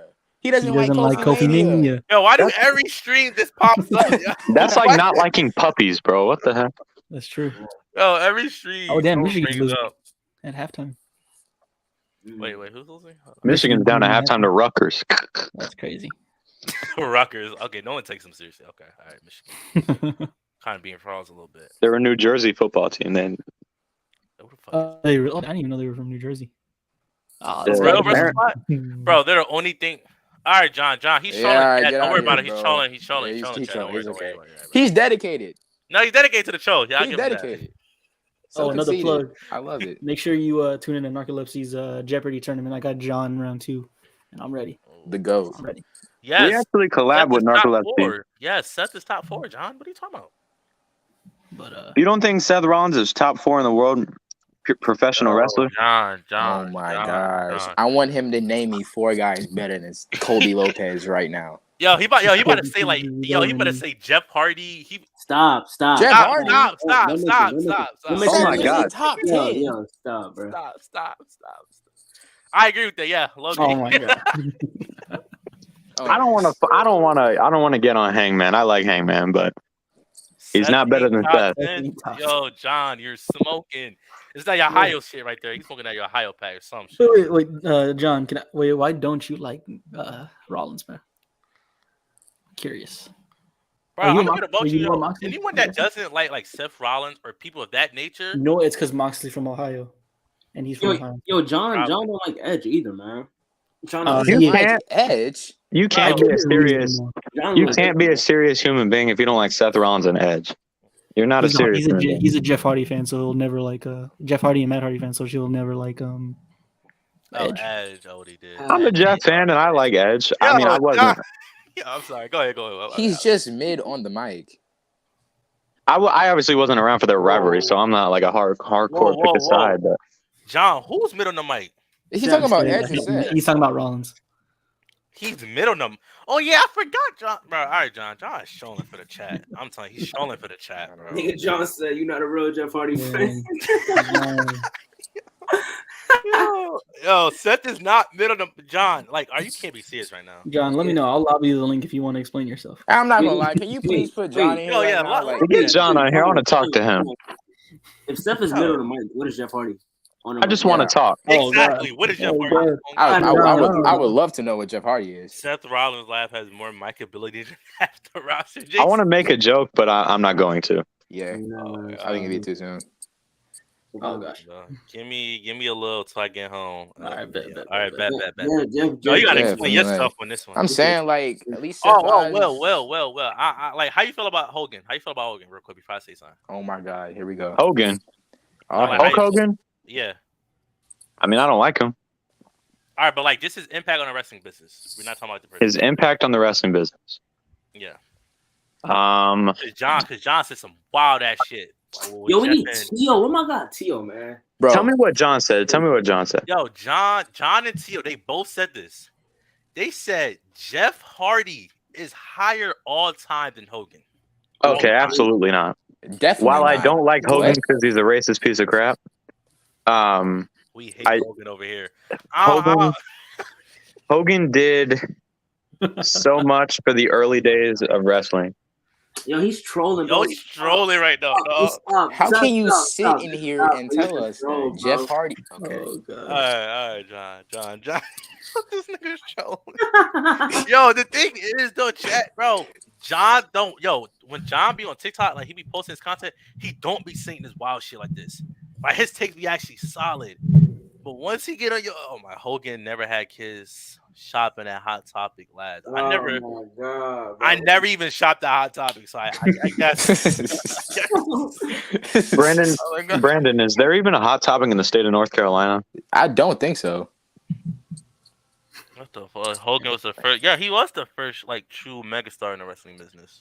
Oh. Him and Ric Flair, I would say, Like kind of like paved the way. I can name. he was a trailblazer. Like you can't. I named 10 better. Oh, he did. Who was it? On 10. Who was it? Oh no, I'm gonna need that video. I need to hear this. Yeah, make list. that video. What's your TikTok? I'm gonna follow you. It's John Boy Bebop. North Carolina got a crazy amount of John, how do you know this? He just knows. Hot, like what even is that? No, I know what hot topic. We got one here in Philly. It's store in the mall. Yeah, it's Oh, like Yeah, he already made it. I remember. I think I found him. I don't know. Not even Alright, that's a follow. Hot Topic, though. They hoodies be fire. They anime hoodies. Oh, okay. He said he was in. Oh, I'd be in North. Oh, okay. I was about to say. That's kind of. Well, the area we That's stay why you're in, my guy, I've never John. seen a Hot Topics. There's not one in Charlotte either. Yeah, not one in Charlotte. We're not like. I mean, if there's not one in Charlotte, I doubt there's one in Raleigh or any of these other hick towns that. Wait, hold on. Will, you from North Carolina? I just assume you're a North Carolina fan. I would have just assumed that would be your team. No, my family's originally from New York, so like, I root for the Giants. So you can pick any college football team. Okay. I root for the Giants, the Nets, the Brooklyn Nets because they're from Brooklyn, the That gotta Yankees, be depressing, bro. I pray for your mental health. and the Islanders. So yeah, it's I pray for it's your hard. mental health. It's hard. And you know what the worst part is? What happened? So you know how Kyrie's like anti-Semitic or whatever, like his comments or whatever. I'm not going to get into a political thing, but my grandpa's Jewish, which makes it even worse. So it's like, You're very supporting the Nets, man. but you know how many times this week I actually texted my friend that's a Knicks fan and was like, "Are y'all accepting new?" Whoa. All right. Well, I know you all depressed and all, but you don't got to become a Knicks fan now. All right. No, I would never root for the that's gonna Knicks. bring I you would close. never root for the Knicks. I would never root for the Knicks. Yo, I think I would rather be a Nets fan right now than a Knicks fan because, bro. I would never root for the Knicks because I'm a Nets fan. Like I can't just switch. Like when I texted him that, he obviously knew it was a joke because he knows that I legitimately hate the Knicks. Knicks go, John JC. It ain't gonna make your shit worse. That shit gonna be blank if you a Knicks fan, yo. It's just I'm just gonna be more depressed. Like I don't know, but and then when it came to college, I just like I was able to pick anybody because I'm not a Syracuse fan because they're not from upstate, and Rutgers sucks. So even if we like were around them, I would not root for them. So I just went by the first college football team I ever like watched play when I got into it, and it was Ohio State, and it just happened we were good. Y'all don't know that Nets is a disaster, though, Chad. Damn. Yo, I ain't gonna lie though. Like this coming in the season, I actually had the Nets like coming out the East, but like not now no more. I'm good at both. I could have told you we wouldn't because we legitimately don't have a backup center. Oh yeah. I don't know. I don't really know too much about the Nets roster, so I didn't even know y'all didn't. Damn, that's crazy. I pray for Will's mental health, man. I pray for your health, man. I really do. Hey, I'm chilling. The Giants are 6-2. Oh, they're frauds, but all right. The Yankees season is over. The Islanders are playing well. So, and I have faith that the Nets can turn it around. It's still early. Will, you making me question your sanity right now. I ain't gonna lie. Why is that? Of all teams, you had a free choice to root for any team. You picked the Nets of all teams. No, I didn't have a free choice. We're from Brooklyn. Okay, that's understandable. Oh, okay, that's understandable. I'm about to say. If I had a free choice, I probably would have picked the dang. Let's see, when did I get into basketball? 2016. I probably would have picked the Warriors if I had a choice. Oh, this. Yeah. No, it's not even a bad choice too, but like it's kind of just crazy though, because a lot of she won the title day. I don't even know. No, Kyrie going to be a Lakers soon. I hope he is, unless they give us Russ back. If they give us Russ back, I'm gonna cry. Yo, this Russ slander, bro. This Russ slander. Yo, he could be a solid 6-man for any team. What shooting percentage do you consider solid? 23%. That's damn near horrible. Wait, don't ask Steven about shooting percentages. He's Yo, gonna tell you that Shaq was a good free throw shooter. I never said he was a good free. Oh my god. Oh my god. Yo, chat. Yo, rest the spot. I have a really important question for y'all. What's up? Do y'all like Chick-fil-A? Oh, that shit nasty as fuck. Oh my god. Huh? That shit nasty as fuck. I was waiting for Brandon's response. The only thing I can say about Chick-fil-A that's solid is they fries. They fries slap. I give you that. That's facts. Out of all the things you like from Chick-fil-A, you like their fries. They fries solid. I mean, it ain't the best. I mean, they're good, solid, but what's your favorite fast food place, bro? Fast food? I don't even. McDonald's. What? For me, I ain't gonna lie. When I do eat fast food, it's probably Burger King for me. Oh, that's crazy. You might just say that shit.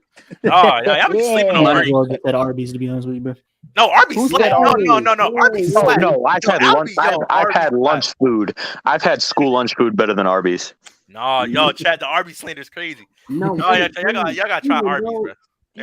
What is going on? Nah, you crazy, bro. Nah, bro. Arby's slap. Y'all be giving it a shot, bro. What's your Arby's favorite chicken place? Popeyes. Oh, that's tough. Popeyes. I was gonna say Popeyes or Cane's. Popeyes easy.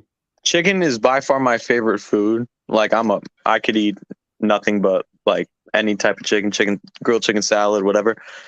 And I can confidently say my favorite chicken place is Popeyes. Steven, if you're telling me you're eating this, bro, I don't know what to tell you. I This don't know. shit look Popeyes disgusting. kind of. No, see, y'all not getting the right shit. What That's is why. that? Y'all this not shit getting the right shit awful. from the menu, bro. Oh my god, y'all not getting the right shit. I'm telling you, bro. Arby's is fire, bro. Y'all be sleeping on Arby's. What do you get, bro? Bro. When y'all go to Arby's, bro, See, get you some curly fries. I can't always remember off the top of my head. Hey, I be getting You know the building, yo. All right, hey, No, it's Steve, not all wild. right, It's not I will wild. agree with you. Arby's does have some fire sides. They got good fries, but They mod sticks go crazy too. No, they don't. Steven, don't tell me you ordered like a roast beef monster or something like that, bro. Please. No, I order something different every time, so I can't tell you. But Bro, I know what I don't tell me ordered you from getting the Burger fish King, sandwich, though. bro. Oh, Ain't gonna lie, Burger King and Arby's is crazy, bro. Steven Food Six just like Hey, I'm nah, not bro. gonna I don't lie. even eat fast food like that. Like I don't even eat fast food like that either. Like, I eat that shit like once in a while too. I don't even eat fast food, so chill. I'm not gonna lie. I personally don't understand the Burger King slander. I think the burgers are Exactly. great. They Burger underrated. King Like, is good. Burger King is good though. That shit's they Whoppers slap. Like I will agree with Burger King. Like if you don't like Chick-fil-A or McDonald's or anything like that, if that's just personal preference, if your number one is Burger King, I'll respect that. What? Oh my To be fair, bro, Burger King hold on, Burger King was Donnie. just like giving away food. To be honest with you, bro, Burger King is Donnie, fucking what's- dog shit. Fries is cool. The fucking burgers though. Holy what? Oh my god, That's Donnie from bad. New York. That's why. You haven't had a good Burger King. That's why. You from New York. Stop it. Stop. Yeah, that's why. You haven't had a good Burger King. There's no such thing as a good Burger King, nigga. That shit's The best Bro. fast food in the country, and Brandon can attest, I don't know if he thinks it's the best fast food, but he can attest that it's good at least, is Cookout. And I don't know if y'all are from the South, but No, I'm from the East. I'm from the East. I'm from the East. I'm not Yo, gonna hold on, lie to I'm you, gonna test bro. y'all steady though. Y'all like Waffle House? yes, Oh, Yeah. okay. All right. Y'all bad. I love Waffle House. I don't go a lot, but when I do, I like it. I enjoy Waffle House. I'm not gonna hold you, bro. Number one fast food for me is Zaxby's. Ooh, Oh, Zaxby's. well, I don't have Zaxby's. You don't Zaxby's got is fire. Zaxby's. Brandon, I agree. All right, yeah, I didn't think about Zaxby's. I'd probably put Zaxby's number 1, then Chick-fil-A. Cookout number 2. Chick-fil-A fell off. Not gonna lie, it don't hit no more. No, I don't eat Chick-fil-A, so it's probably. I'm not gonna lie to you though, because there's not a Cane's near us. I'm kind of jealous that you have a Cane's Russell spot. Yo, no, Yeah, Cranes is that's fire. yo. I'm sorry, I don't know if it's just the Philly, bro. They chicken mad dry as fuck, bro. I can't eat Cranes. Like, Is I it can't. really? Okay, I will say Sorry. this: they without their sauce, it'd be like real mid. But I'm not gonna lie, I kind of like Zaxby's a little bit. Y'all more. know some places when they give you a biscuit, and this happened to me last time when I went to Popeyes. They give you a biscuit. If you don't have a bottle of water or some type of beverage like next to your mouth when you take a bite, you're gonna choke. Oh, that should be down bad. I don't know what they be putting in Popeyes biscuits. Them bitches be dry as a motherfucker, bro. That's a hit though. I ain't gonna lie to you. I literally, It does quite with a literally, drink, I had to have a bev right next to my mouth when I was trying to eat a Popeyes biscuit.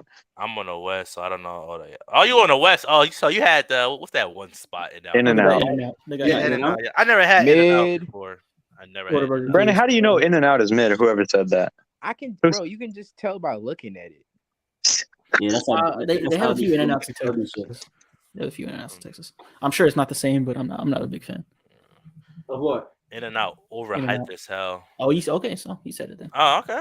So He's from the West Coast, so you probably eat it more than I do. I always wanted to try it just because there's always the hype. Like every time you go to LA, everyone's like, "Oh, you gotta go to In-N-Out. You gotta go to In-N-Out." What about Five Guys? You have Five Guys before? I never my had God, I Five love Guys, Five actually. I have one, but they're That's just bad, expensive.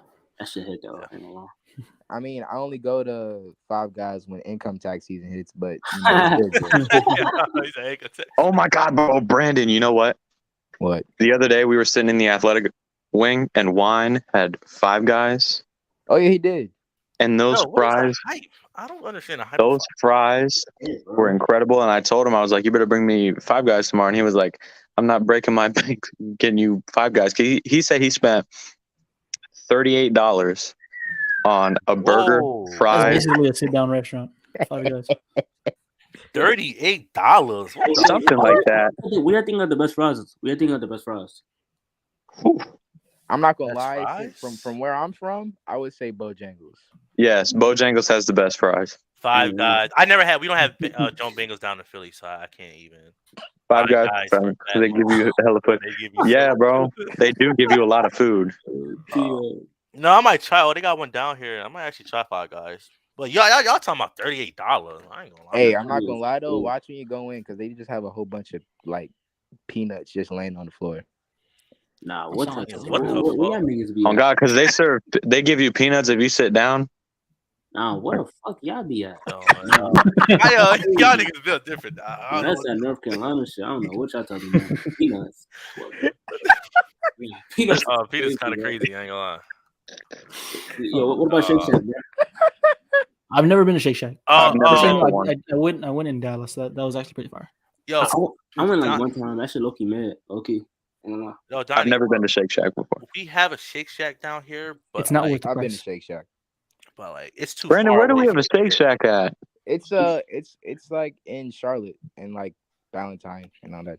In that area. Oh, I don't go to Valentine. That's for Y'all like. tripping. They literally give peanuts on God. No, What? Yeah. Oh, y'all. There's something down there. Oh wait, I I forgot Tio from Carolina too, right? Where's he from? Where's Tio from? He's from South Like D-Block. what part? Bro, I love T.O. T.O.'s the GOAT. Oh, he's from No, Tio South. from Oh, my God. D-Block, bro. Wait, D-Block. what part of Carolina is he from? South Carolina. South Oh, Carolina. Oh. they got all right. Let me give y'all a crash course on South Carolina. Oh. The one thing y'all need to know is that nobody. I won't say nobody. 1 in every 10 people actually knows how to drive. Damn, see, oh my God. Tio, I hope you're one of them. Damn, see, I me think- personally, I won't let him talk shit about my city like that. Yeah, we stay in North Carolina. Me and Brandon specifically, we're closer to like the border. Like we live kind of near the border. So It's like we see a lot of South Carolina people. Hold on. I'm about to ask a dumbass question. Hold on. Go ahead, bro. You good? He said I'm spitting. North Carolina. Those are. I'm dumb as shit. I gotta pay attention in class. North Carolina, South Carolina are two different states. Oh my god. I never knew that. Wait. Blow me right now. No, Steve. No, don't tell me you're being serious. Bro, because tell me South you're lying, Dakota, bro. South Dakota and North Dakota are two different states. So all right, I'm dumb as shit. Wait. That's I'm not gonna lie. This not a bad You're not question. being serious, bro. Question, though. They're See not right two here, different Steven? states? You see, Hold look. on, zoom in. I North can't see. Okay, let me hold on. Because the way he talking about the border, it's making it seem like it's two different states. Like, It I ain't even gonna lie. It's two different states. I didn't know that. I didn't know that. Oh my god. I'm sorry. North What? and South. Because North. because down here in Philly, like we have like South Philly, North Philly, like, but it's all in the same kind of area. It's just See right there? waypoints. I get what you're saying, Steven. I get what you're saying, bro. So I didn't think. Wait, hold on, zoom. I still can't see. Bro, you got zoom in, brother. You got. Wait, how does it look on this side? Oh wait, I'm on the wrong one. My bad. So I didn't know. I thought it was just like different weight. Oh, I didn't know that shit. Damn, No. dumb as shit. I ain't gonna lie. Remember, yeah. We all learn something every day. So too, but like, that's mad dumb. Like, I don't know. That's all right. I guess like two different. South Carolina, North Carolina. Damn, I did not. Yeah, see, because South Dakota. Yeah, I don't. Oh, okay. All right. Well, you learn something new every day, Chad. I'm not gonna lie. I never got that why Kansas City's in Missouri and not Kansas. But that's just me. Yeah, I don't know, bro. Damn. Maybe I gotta stop watching wrestling in class and pay attention more. I fucking know that shit. I can actually drive, bro. So you not. Yeah, I mean, I'm not talking about everybody because, like I said, it's like 1 in 10. So if you're one of the one people in 10 who can drive, I respect you. Yo, Tia. You gotta look from my point of view. Like in Philly, like again, it's south, there's west, but it's all kind of the same area, but just depending on your waypoint. So like I can say I'm from North Philly, that's down here, but if you say from South Philly, it's like probably up there. I didn't like no, I would have never thought it's a completely different state, Tia. Like you can't sit here and maybe try to make me feel like a dumbass. Like you gotta do that. Maybe you have to do an extra year senior year, bro. Because I'm dumb as shit for not knowing that. I did not know that. Wow. Oh yeah. Damn. Because Will made it. Because I thought they were like the same. I thought they was all in one state. Not like at there was all. different parts. But once Will said a border, I'm like, a border? Yeah, bro. It's two of the states, and we live near the North Carolina South Carolina border. So while it's like you could think of it like as one state because they're so similar, it's like there's an actual border which like splits them into two. Got you. All right, Chad. Well, I learned. This is my second time learning something new today. What else did you learn? Learn stuff. Stay in school. Yes, Tio. I will. Why do you think I'm going to college now? Look at this dumb shit I'm saying. Like, yes, I will stay in school. What was the first thing you learned today?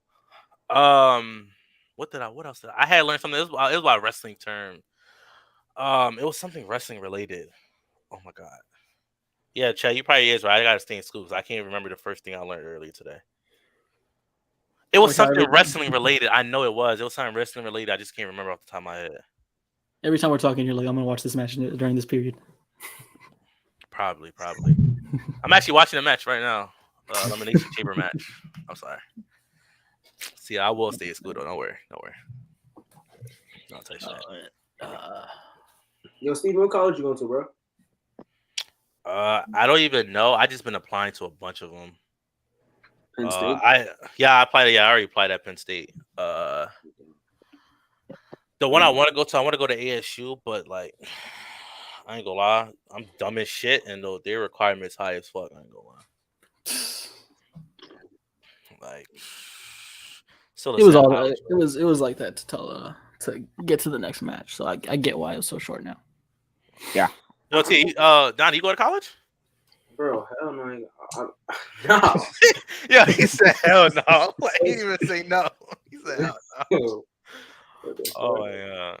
What do you want to do, Steven, for like a career or work? Journalism.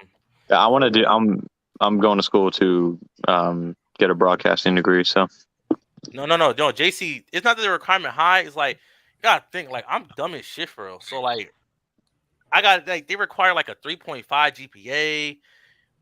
You need a high SAT score and all that shit. I'm not meeting half of that shit. I'm sorry. Great. Like it's kind of crazy. Never mind. Yo, what's your GPA looking like, Steven? My shit almost a 3.0. My shit 2.8. Oh, this nigga a scholar. Hey, I mean, yours was better than mine. I got into college. Sure. Yeah, look, I'm gonna go to probably like a small school because I was gonna do Community. I was going to do community for 2 years and then like transfer because like here the community college down here like you could like apply like while you're doing your 2 years you can apply at schools like at Temple, Penn State or whatever like that.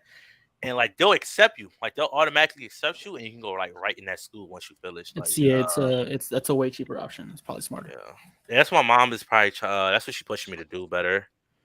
That's if I don't get accepted to ASU. That's what I might would have done. That shit. That's what's up. Thanks for subscribing. Oh, You hear me on your TV or your radio one day. I'm like, oh, that's Will, one with the Miz tape. That's what I'm associate you with now, the Miz guy. I'm not even. You can ask Brandon. I'm not even a menace. Yeah, he's not really a menace for real. No, it's like whenever I hear someone that's like a fan of something in Ohio, I'm like, yeah, you're a menace, bro. You're definitely like fucking energy. You also got to take into account like I'm a Yankee fan, so. Exactly. You're a Yankees fan and you live in North Carolina. Like, come on now. But I'm not a bandwagon. Like my grandpa, who is a Yankee fan, has been a Yankee fan since he was like 7 years old. So he's 82. That's 75 years of being a Yankee fan. Damn, 85. Oh yeah, that's old. I be trying to call people that's like 28 old. Nah, bro.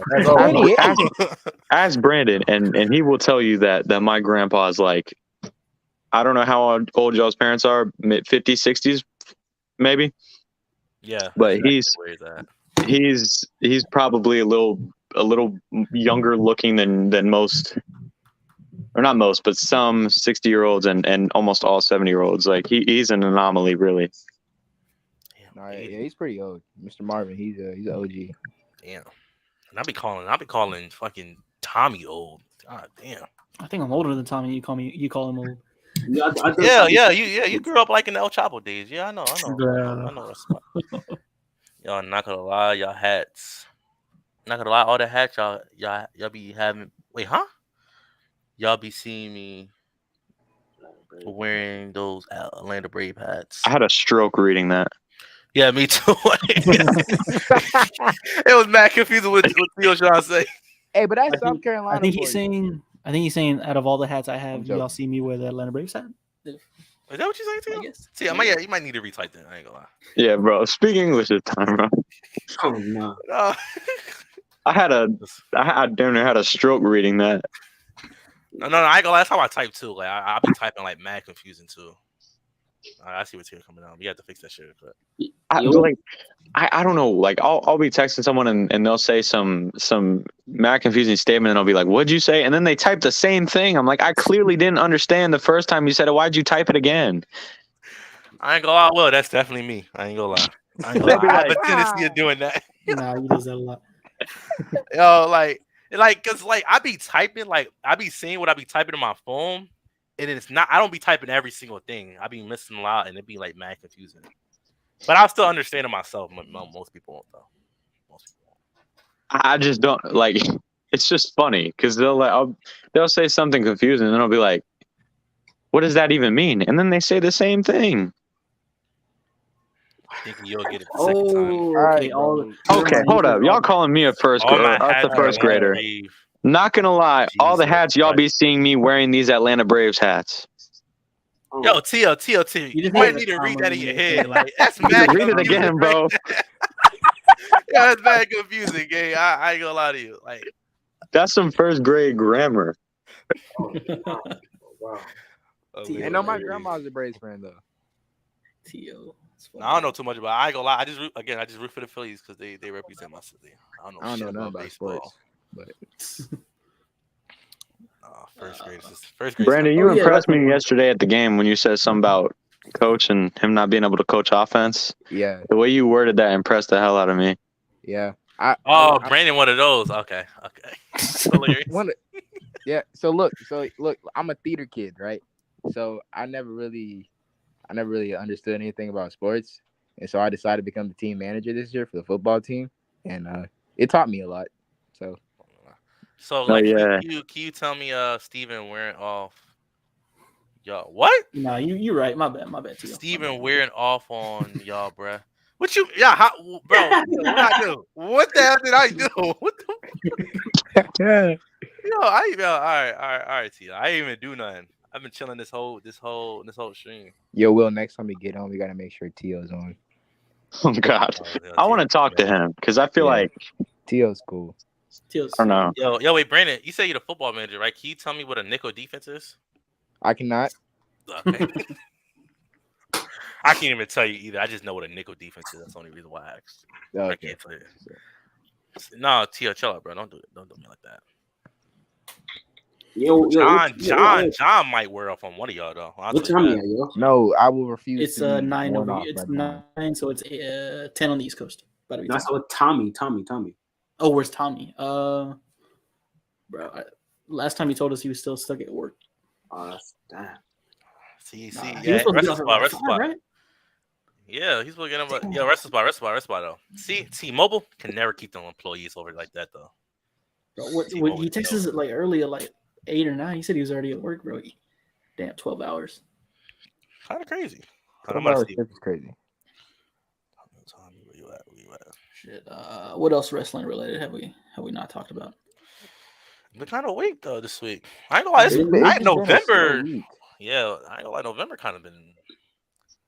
I think wrestling, like in terms of news, since that CM Punk thing happened, it been kind of just dry over the weeks. Like nothing too special. Who's winning the Royal Rumble? How about that? Who's winning the Royal Rumble? That's nice. For the males or the women? Both. I'm not taking anybody else but the American Nightmare for the men. Yeah, and mine too. For the women, Yeah, I got Cody. For the women, that's actually good. I could see Becky. I could see Becky. I could see Rhea. I said Rhea like last month, and I'm sticking with it as of now. I feel like Rhea deserves it more, and I feel like Becky is more of a elimination chamber win. Okay. Yeah. How y'all feeling about Ronda and Shayna Baszler working together? I like it. I love it. Is it bad that I don't care about anything Ronda does? Like, no, not at all. All right. Well. Oh yeah, Will, I forgot to tell you, Steven is like a Ronda worshiper. Not a worship. No, it's not. so you're, bro, Steven, are you a Ronda dick rider, bro? No, I'm not. No, I'm not. I'm not a dick rider, bro. It's just like I like Ronda. Yes, I find her entertaining. Yo, Most people just don't. Most people just don't find her entertaining. This is a funny story about today. So me and Brandon were over. Yeah, this is where I turn up, Jason. You damn right. Because they got this slander Ronda right now. We were over at Brandon's house today watching the pay-per-view. And we were watching the main event. And after the main event, when Romo was celebrating and all that, Paul was like talking him up and all that. And one of our friends goes, "This guy is a professional dick rider." And I had never thought of it that way until then. No, you really do. You know, I ain't gonna lie, you really do. Yes, and we all started dying because we had never thought of it that way. No, like, yo, if you watch this segment, he do be like, bro. Yes, my tribal chief. Right there. Yes, hi, chief. Yes, my tribal chief. Oh, Me, like, I would never do that for another dude, bro. No, he wouldn't. No, Don, I do like this segment though. Applications. All right, Brandon, chill out, bro. Sorry, my Not that. Now, if it's for Bailey, then yeah, I'll definitely sign up for that application. But no, I do like the Ronda and Cena segment though. I think it could be something good going. If they can lead to Ronda versus Shayna, like in a fight fit or something like that, that's gonna make it even better. But yeah, Steven, Ronda, no, she's not. No, she's not. Tia, relax. I'll say this about it. Two-time women's SmackDown Women's Champion and a Royal Rumble win. All right, bro. I guess. I think that if Shayna can benefit from it using Ronda, I will like it because I'm a big Shayna fan. But if this is just going to be one of those things, well, it's a W for that. Hopefully, it's leading to a match between them. I mean, yeah, but the thing is, Shayna has to win it.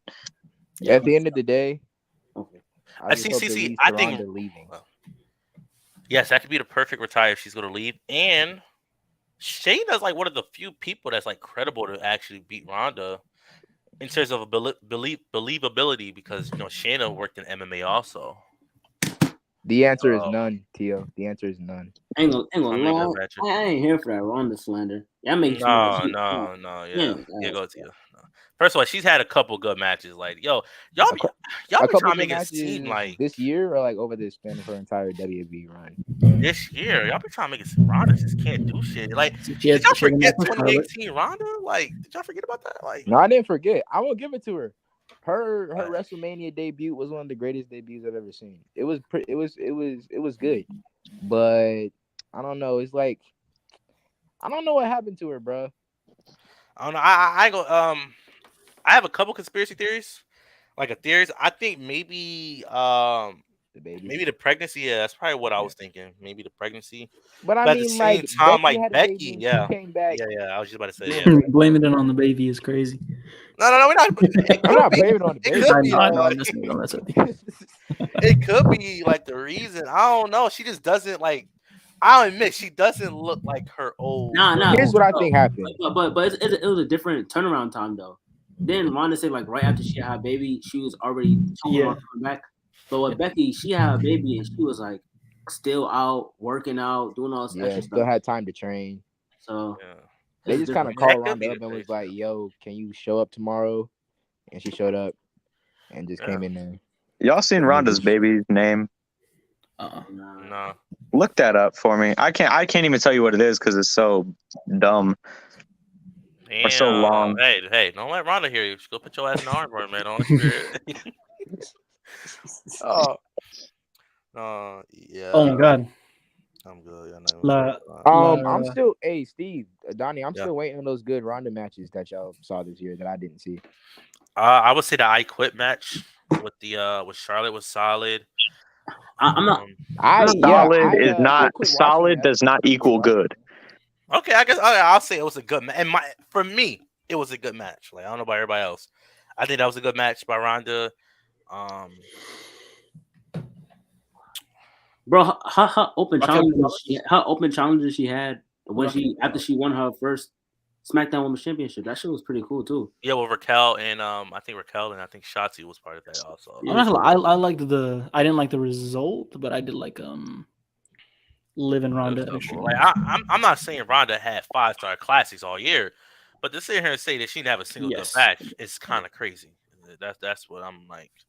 And another thing, like she ass.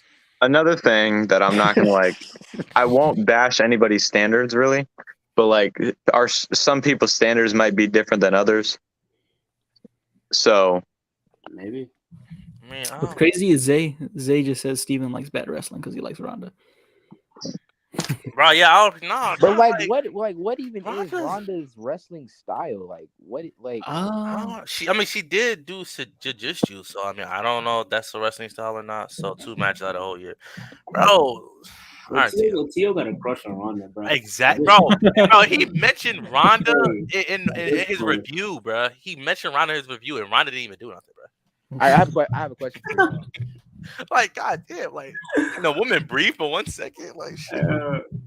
Out of Ronda's entire WWE run, first one and the second one, what do you think her best match was out of both of them? I think Charlotte at Survivor Series 2018 was that the that first was one. 2018. Yeah, that was 2018. And the second one, I'd say her match with Charlotte at Backlash, WrestleMania Backlash. For me, her first run, there's a lot actually, but that I don't know for me, but that kind of says a lot. It was both with Charlotte.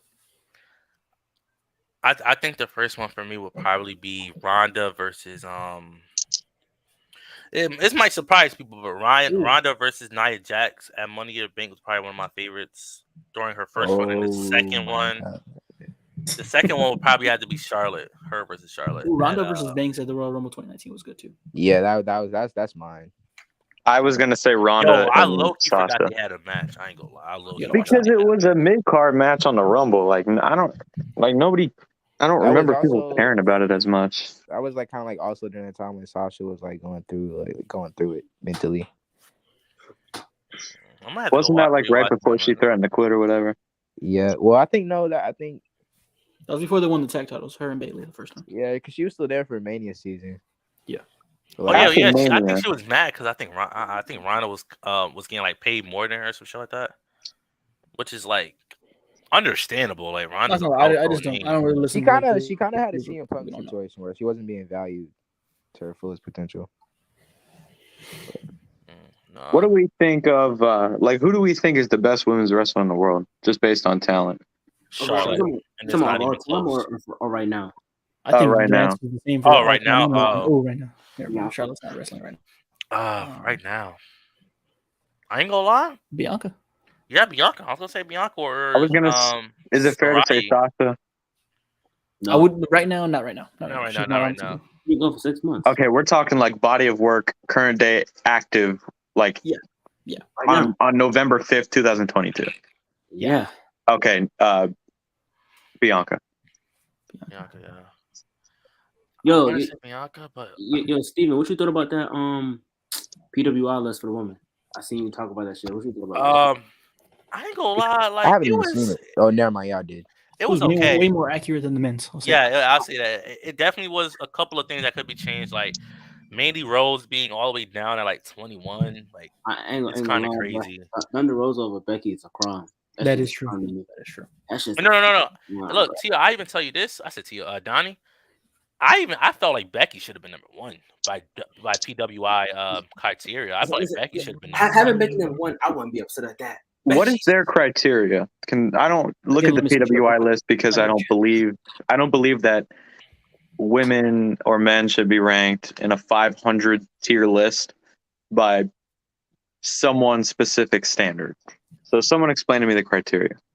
I have it right here. Yeah, Share the I already know from screen. the top of my head. No, Peter, it was okay, Donnie. I ain't gonna lie, it was an okay list, not the greatest though. All right, so from July 1st through June 30th, their win-loss record, the in-ring achievement, which includes win-loss record, championships, and tournaments won, influences visibility and prestige within a promotion and or their industry, technical ability, quality of moves, matches, and ring psychology, and competition, who they face, and their opponents. And then minimum 10 matches. So, If that with is all the those case, criteria, Mandy Rose was still at 21. Chat, remember that. if that is the case, Was she? Yeah, she's Yeah. at 21. if we're Even though she talking, had one of the best years too. But go ahead, Will. if we're talking wins and losses, championships, things like that, add it with in-ring ability and impact, I think Bianca's number one. No, that's not ridiculous. But I think this from this year, I think Becky, like her run was just like it was just wild. And I don't see, like, I'm looking at the top 10 that they have on the screen. I don't see Deonna Purrazzo. Yeah, she should be up there. I don't see Britt should be higher. Yeah, Britt should be way top higher. 10. Starlight Kid should drop out. Go back up to like 1 through 5. Jordan Grace should be slightly. I'm talking like switch Jordan and Jade. And then I agree. Sayuri should be 2. Bianca should be 1. Becky 3. Rosa 4. Jordan 5. Jade 6. Charlotte should not be top 10. Wow. I think being top 10 is crazy. She should be. She was only there half the criteria, but she was champion the whole time. I'll say that. I don't. Okay, can we get a? I'm not going to make a statement because I don't know the facts, so I want the fact. Can we get the number of title reigns within the criteria and how long each of those reigns were? Is that something we can just find? Say that again, real quick. How many reigns did Charlotte have within the PWI like criteria? Oh, just one. She was champion the. How many days? I think it was she lost it to Backlash. Because she won the Smack. No, she actually never won the SmackDown Women's Champion. She actually swapped it with Becky. You know what? She was champion from June, and the criteria starts in June. Or no, it starts in July. She won it. She won in July, and the criteria starts in July. So from July up until about half, like 200 days. Okay. So she technically was champ the whole time. Okay. Then I'm not going to make the statement I was going to make because that it would be factually incorrect. This one's kind of crazy though. I think Britt is definitely top 10. Then again, I can't really speak on a lot of them because I don't really watch Stardom. See, another problem I see with the PWI list is that you quite literally, Deanna being a 19 is an absolute crime. The problem with the PWI list is you quite literally have to watch every single show of every single wrestling company. Yeah. Otherwise, And you're they going to don't see do that too either. I know they don't. Yeah, no, they don't. They look up their wins and losses and they look up a couple matches. Sasha being a 26 is also a crime. Wasn't she And NXT UK Women's Champ? Like No, wait, no. I don't think that's a crime. If I'm you not look at what saying she she did should be that top year, 10. I'm not saying she should be top Mako at 10. 22 is kind of crazy. Mako should be top 15. Mako at 22 is crazy. Rhea's at 42. She was only I get for the champion aspect. She was only champ for like 2 weeks through it. Yeah, Rhea did take a downfall. So Rhea, Then again, her run wasn't anything crazy though. Her title run. Wait, hold on. No, she had lost. She lost. No, she lost her title at Money in the Bank. Yeah, that was like. yeah, That was only July. 2 weeks into the criteria though, so it only counts 2 weeks. Yeah. Then after that, she had the whole thing with Nikki. And Yeah. then she just Miko's def top 15. Yeah, yeah. I don't think. Yeah, that's how I know this list is fraud. If you actually watch her matches, you know she's definitely should be higher than. and can we just can we talk about how underrated NXT UK is compared to what they take Stardom as? Facts. No, NXT UK was actually solid. I don't think a lot of people. I know a lot of people didn't watch it because it's not the most like entertaining show for the casual fan. But if you're like me, who values good in-ring work and wants to know more about like maybe future stars of the company or future stars of the industry, watching NXT UK was perfect for that because there were so many people from so many different areas in the UK that were good and never got that platform. So Mako being top 15 or Mako not being top 15 just shows me that they don't value NXT UK as much as they should, because there's no reason you should have some Stardom people up there that maybe had not even as close to an impressive of a criteria run as Mako did, but still be higher than her. Like, we have to be serious. Yeah, she was defending the championship like almost damn near every week. Oh yeah, Charlotte's technically 2 reigns because she lost to the Nikki and then she won it back SummerSlam. Yeah. Oh my god, I forgot about that. Taylor Fack was doing great work with Impact tag team. Yeah, she was doing some great work too. Yeah. I was kind of shocked when they released her too. I was like, oh, man. Wait, who are y'all talking about? Taya Valkyrie. Yeah. Oh yeah. The only reason they released her is because she's old. Vince saw her as like on NXT. Yeah, she's on. I don't know why she was on NXT. Frankie Yeah, Monet. There we go. I don't know why she was on NXT. She was already polished as a wrestler. I don't know why she. I think it's because I actually don't know. Yeah, I can't tell you, but I couldn't tell you. I never understood why, like when they sign like indie wrestlers, they're like, obviously you can tell they're like pretty much polished as anything you can want. Like why they still like the UK. I do agree with that. I think WWE should do give more indie stars the AJ Styles treatment, where they just introduce them to the main roster straight away. Kind of how it was like back in the day. I'll never understand some of the thought process while Vince was there. Yeah. No, I agree with you. I might try to be on Vince side a lot, but I do understand. I try to rationalize things. While I didn't like Vince very much or what he did with the company, I tried to rationalize things on a business standpoint. What makes the company most money? But there's just some things that even though I try to rationalize and I try to meet in the middle because it's only fair, I just still can't make sense of some things. Yeah. Well, Tia got screwed because she debuted on the Black and Gold man. Then 3 months later, they switched to 2.0. Yeah, but I think you could have just called her up to the main roster. It's not like I don't know. I don't understand the rationale for just releasing. Oh, I have a question for y'all. What's up? I don't know if y'all watch NXT, but like, do y'all really think it's like Triple H or Shawn Michaels' team backstage writing the show? I think it's Shawn Michaels' show. I don't think. I still think Bruce Pritchard has a big say in NXT, which is why some things are still not any changed. But I do think. Have we heard anything about Bruce Pritchard lately? No. They haven't sent him to the gulag yet.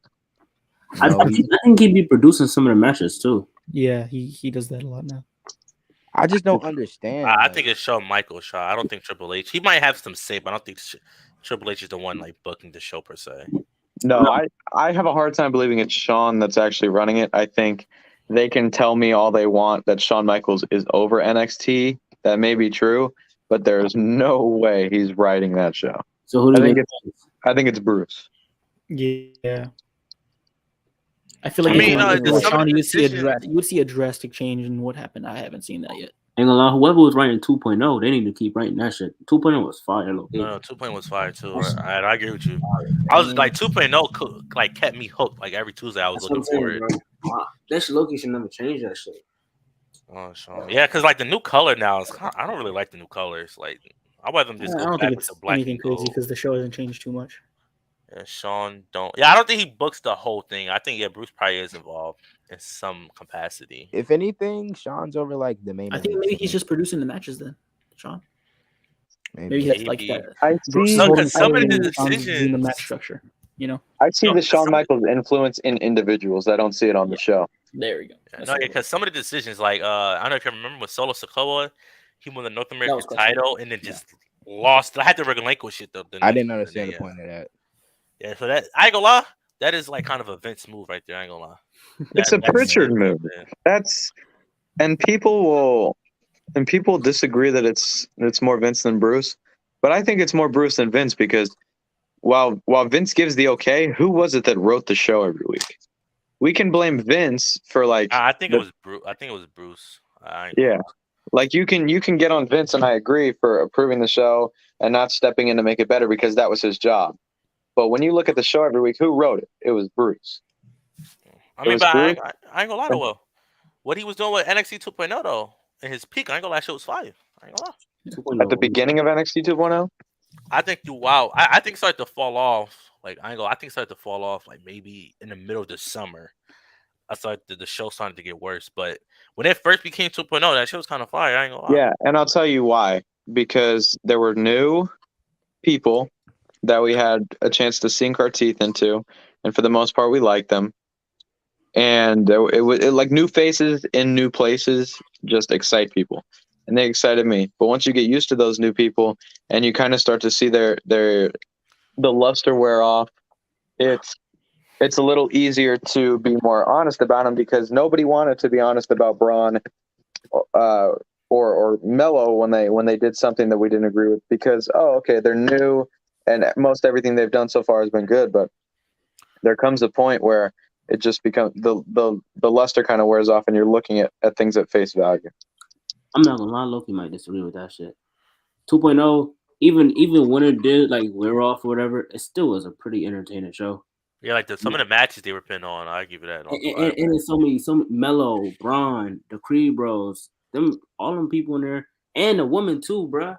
A lot of the women were getting pushed heavily too. I'm saying, bro, they was getting a lot of multiple matches. Like sometimes they have like 3 matches on the show. I'm like, it was doing their thing, and it was a lot of thing I liked about NXT 2.0. It was so many different characters, bro. From the woman to the men, everybody had so many different characters. Yeah, everyone was different. It wasn't like all the same. Though. Like I think on one of the shows last week, it was Roxanne, Cora, Toxic Attraction, Alba Fire, Wendy Chu, and someone else was all on the same show. I think that's fire. Just fire. I haven't watched it in a minute, but yeah. Yeah, I'm trying to, but bro, those colors are like really aggravating as fuck. Like, I'll be trying to get past it and all, but bro, it looks nasty. Hang on, low-key, you might be on sign. I might be honest. No, it looks nasty. Like I don't like. See, this is shit I be talking about. Like Triple H, I understand you want like your black and gold vibe back. That's cool and all, but like, ain't nobody really had a problem. Like most people just already adjusted to like the color lay and everything like that. Like you don't know. Think about it. I think the people who was complaining were the people who were not watching like NXT 2.0.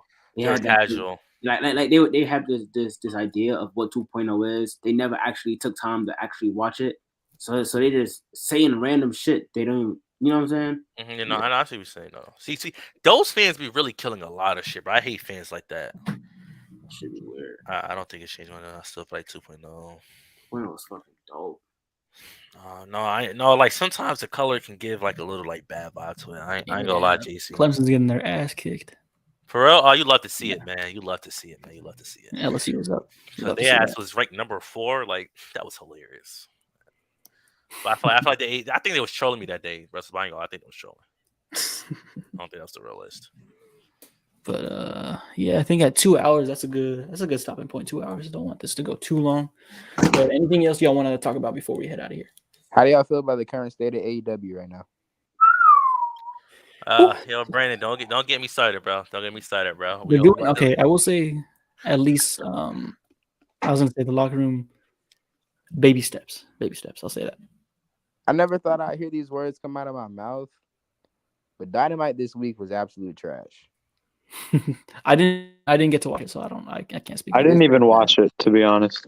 I'm not gonna hold you. No, I tried to. I tried to watch it, but like I couldn't. I just rather play COD that day than even watch that shit. What you think, Donnie? I got no comment on that shit, bro. I ain't lying. Oh my god. Oh man. I just don't think. I think AEW is in flux right now because it's like the locker room kind of got lost, and I haven't heard anything about it coming back together. And not to mention, I think it was kind of like when you got your professional people who are supposed to be professional calling out podcasters on Twitter for an opinion. It's not a good look. Oh, you talking about the Jay Cargo thing with JD? Yeah. What do y'all think of JD before I make a comment? I'm not gonna lie. I don't know too much about the guy, so I can't really say anything. No, he cool. I ain't gonna lie, but like he comes off like a little arrogant sometimes. I ain't gonna lie. Like I will agree. He comes off a little bit OD when it comes to his takes, but it's like he's just telling his opinion. Like again, yeah, there ain't nothing wrong with that. Well, but it's like sometimes it can be the way you say it, and like sometimes he be trying to like throw like unnecessary shots, like when it's not warranted. Sometimes, Yeah, I mean, I can agree with that. I just think if you are a professional, when you work for a nationally branded company, you have to hold your tongue more than a podcaster who works for himself. No, I get what you're saying, yeah, because Jay, like, I understand what you're saying, because like you are representing like the company, like what you're working in, whatever like that. But I think sometimes like they don't be caring about that. Like I think sometimes like they be just having to speak their mind. I will say that, because they don't want to be silent. Sometimes they just want to speak what they got to say. And I understand that. But like sometimes get to a point where it's like the podcasters or whatever, they be talking way too crazy, as if they're the people inside the ring. So yeah. Yo, JD does that a lot. He does that a lot. He does do that a lot. I will agree. So that and but in that same breath, and I want to hear what you guys think. I don't have a problem with Jade responding. What I have a problem with is her not only involving other people or other people getting involved, but it becoming a whole argument. JD can say what he wants. Jade can respond. And then when JD responds again, because that's what he's going to do, you can't continue to engage him. They gotta like let him be. Let him be. Let him say what he's going to say, because if you don't respond, he's going to stop. But by continuing to respond, you're fueling him, and you're getting your other coworkers involved, and you're making you and your company look unprofessional. That's kind of just AEW's locker room's problem. They don't have a PR team. Yeah, they don't know how to like. They don't. Keep their mouth shut. That's something WWE superstars know how to do correctly. They know how to because they're PR trained. They're media trained. They're disciplined. Like they go through the process of learning how to act. Yeah. Look at the way that when Tony Khan's asked about like the whole situation, he just straight out refuses to answer it. Well, that looks kind of really bad. Yeah, it makes it seem like something's even way worse than we don't know about. When your own boss is out here getting in trouble because he's saying that a wrestler he let go is bad at her job, it's not a good look either. You can't say that. You can't say that, because then up and coming wrestlers who might want to sign with you because they love professional wrestling, they might not want to sign you because your boss might think you're bad if you don't pick it up as quickly as he thinks you should. Like. Yeah. You need a PR team. 2, you need to media train your wrestlers. And 3, you can't run your own Twitter if you're Tony Khan. It's just, or if you're gonna run your own Twitter, you can't you gotta know what to say. You gotta know how to speak. You got to know how to speak professionally. I mean, hey, he could take a couple lessons from Vince. I ain't gonna lie, he probably could take a couple lessons. And that's the one thing I respect about Vince, or not the one thing, but one of the major things I respect about Vince. No matter what people said about him, no matter what people said about his company or the job he was doing with his company, what did he never do? Engage people. He never gave them fell into the reason. trap.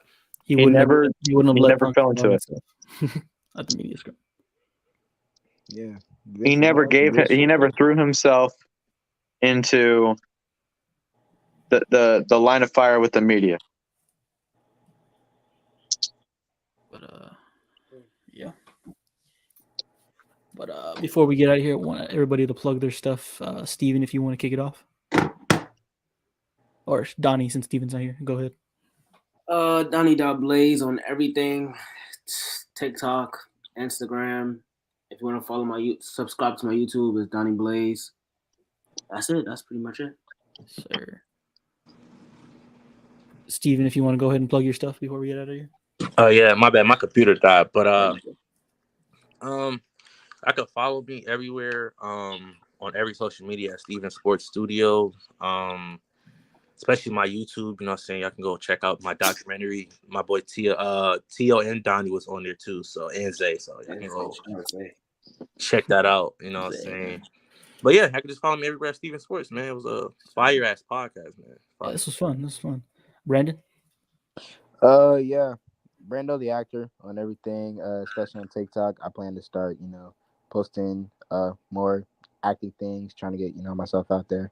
Sure. Will can plug the podcast. Yeah. Personal wise, follow me on Instagram. Will. Hold up. What even is my Instagram handle?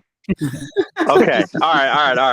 I didn't know if I didn't know if I have my full first name in or just the initial. Anyway, WGriffin._ on Instagram. And then if you want to follow the podcast, it's not active, but we have old videos up. It's Fourth Wall Wrestling Podcast on YouTube. You can go look at the old content there, and if you like it, push for us to post more. I mean, we're gonna do our best to do something, but follow us there. If you're in the chat, make sure to go spam and get a podcast going on. We would love to. We would love to, but life gets in the way. But if there ever comes a time where we can, we'd love to get back to it. But subscribe there. Yes, sir. And watch the old content. I feel like we have some good takes about past things. Yeah, but I mean, go follow or go subscribe, whatever. Until then, we'll try to be on here at WrestleSpot as much as we can. This is like, really fun. Yeah, joining it for the first time tonight makes me want to do it more. So when I'm gonna follow all y'all on your socials and hopefully get on here more because I enjoy it. No, I think Steven did. Yeah, y'all can follow me at WrestleSpot. My name is Darian. Anywhere you see that big ugly yellow logo. And yeah, man, this was Bad Takes, Better Conversations, episode 5. Yeah, but this was fun. Wait, Steven, join one more time before we head out of here. You wanna say goodbye to the people, Steven? No, I want to give a huge shout out to Will. I ain't gonna lie. This nigga Low, he know what the fuck he talking about. I'll give him that. I was gonna say that after. They both know. Oh yeah, Brandon too. Shout out to Brandon too. Because he used to bring real shit in the links too, in the chat. I didn't want to give you Appreciate it, man. Yeah, but I'll update. I just enjoy talking about stuff. It's like I don't know if it's what the word is, but I'm gonna use comfort. I find comfort in being able to talk about things I like with other people. So it's always fun, especially with pro wrestling, because it's not it's such a big world, a big body of water to cover. It's like an ocean. A lot of people like wrestling, but for some reason, it's never the people around you. Right. Yeah, no, that's facts. I'm lucky I met Brandon because he reintroduced me. Like I had stopped watching, and then when I met him, he reintroduced me to it. So I got back into it, and now we're here. And really big. I'm like one of the bigger fans that I think you'll find now. So yeah. It's good, man. Hey, man, you love to see him, man. Gotta keep growing, man. Yeah. We'll see y'all in the next episode. Y'all be safe. Everything, man.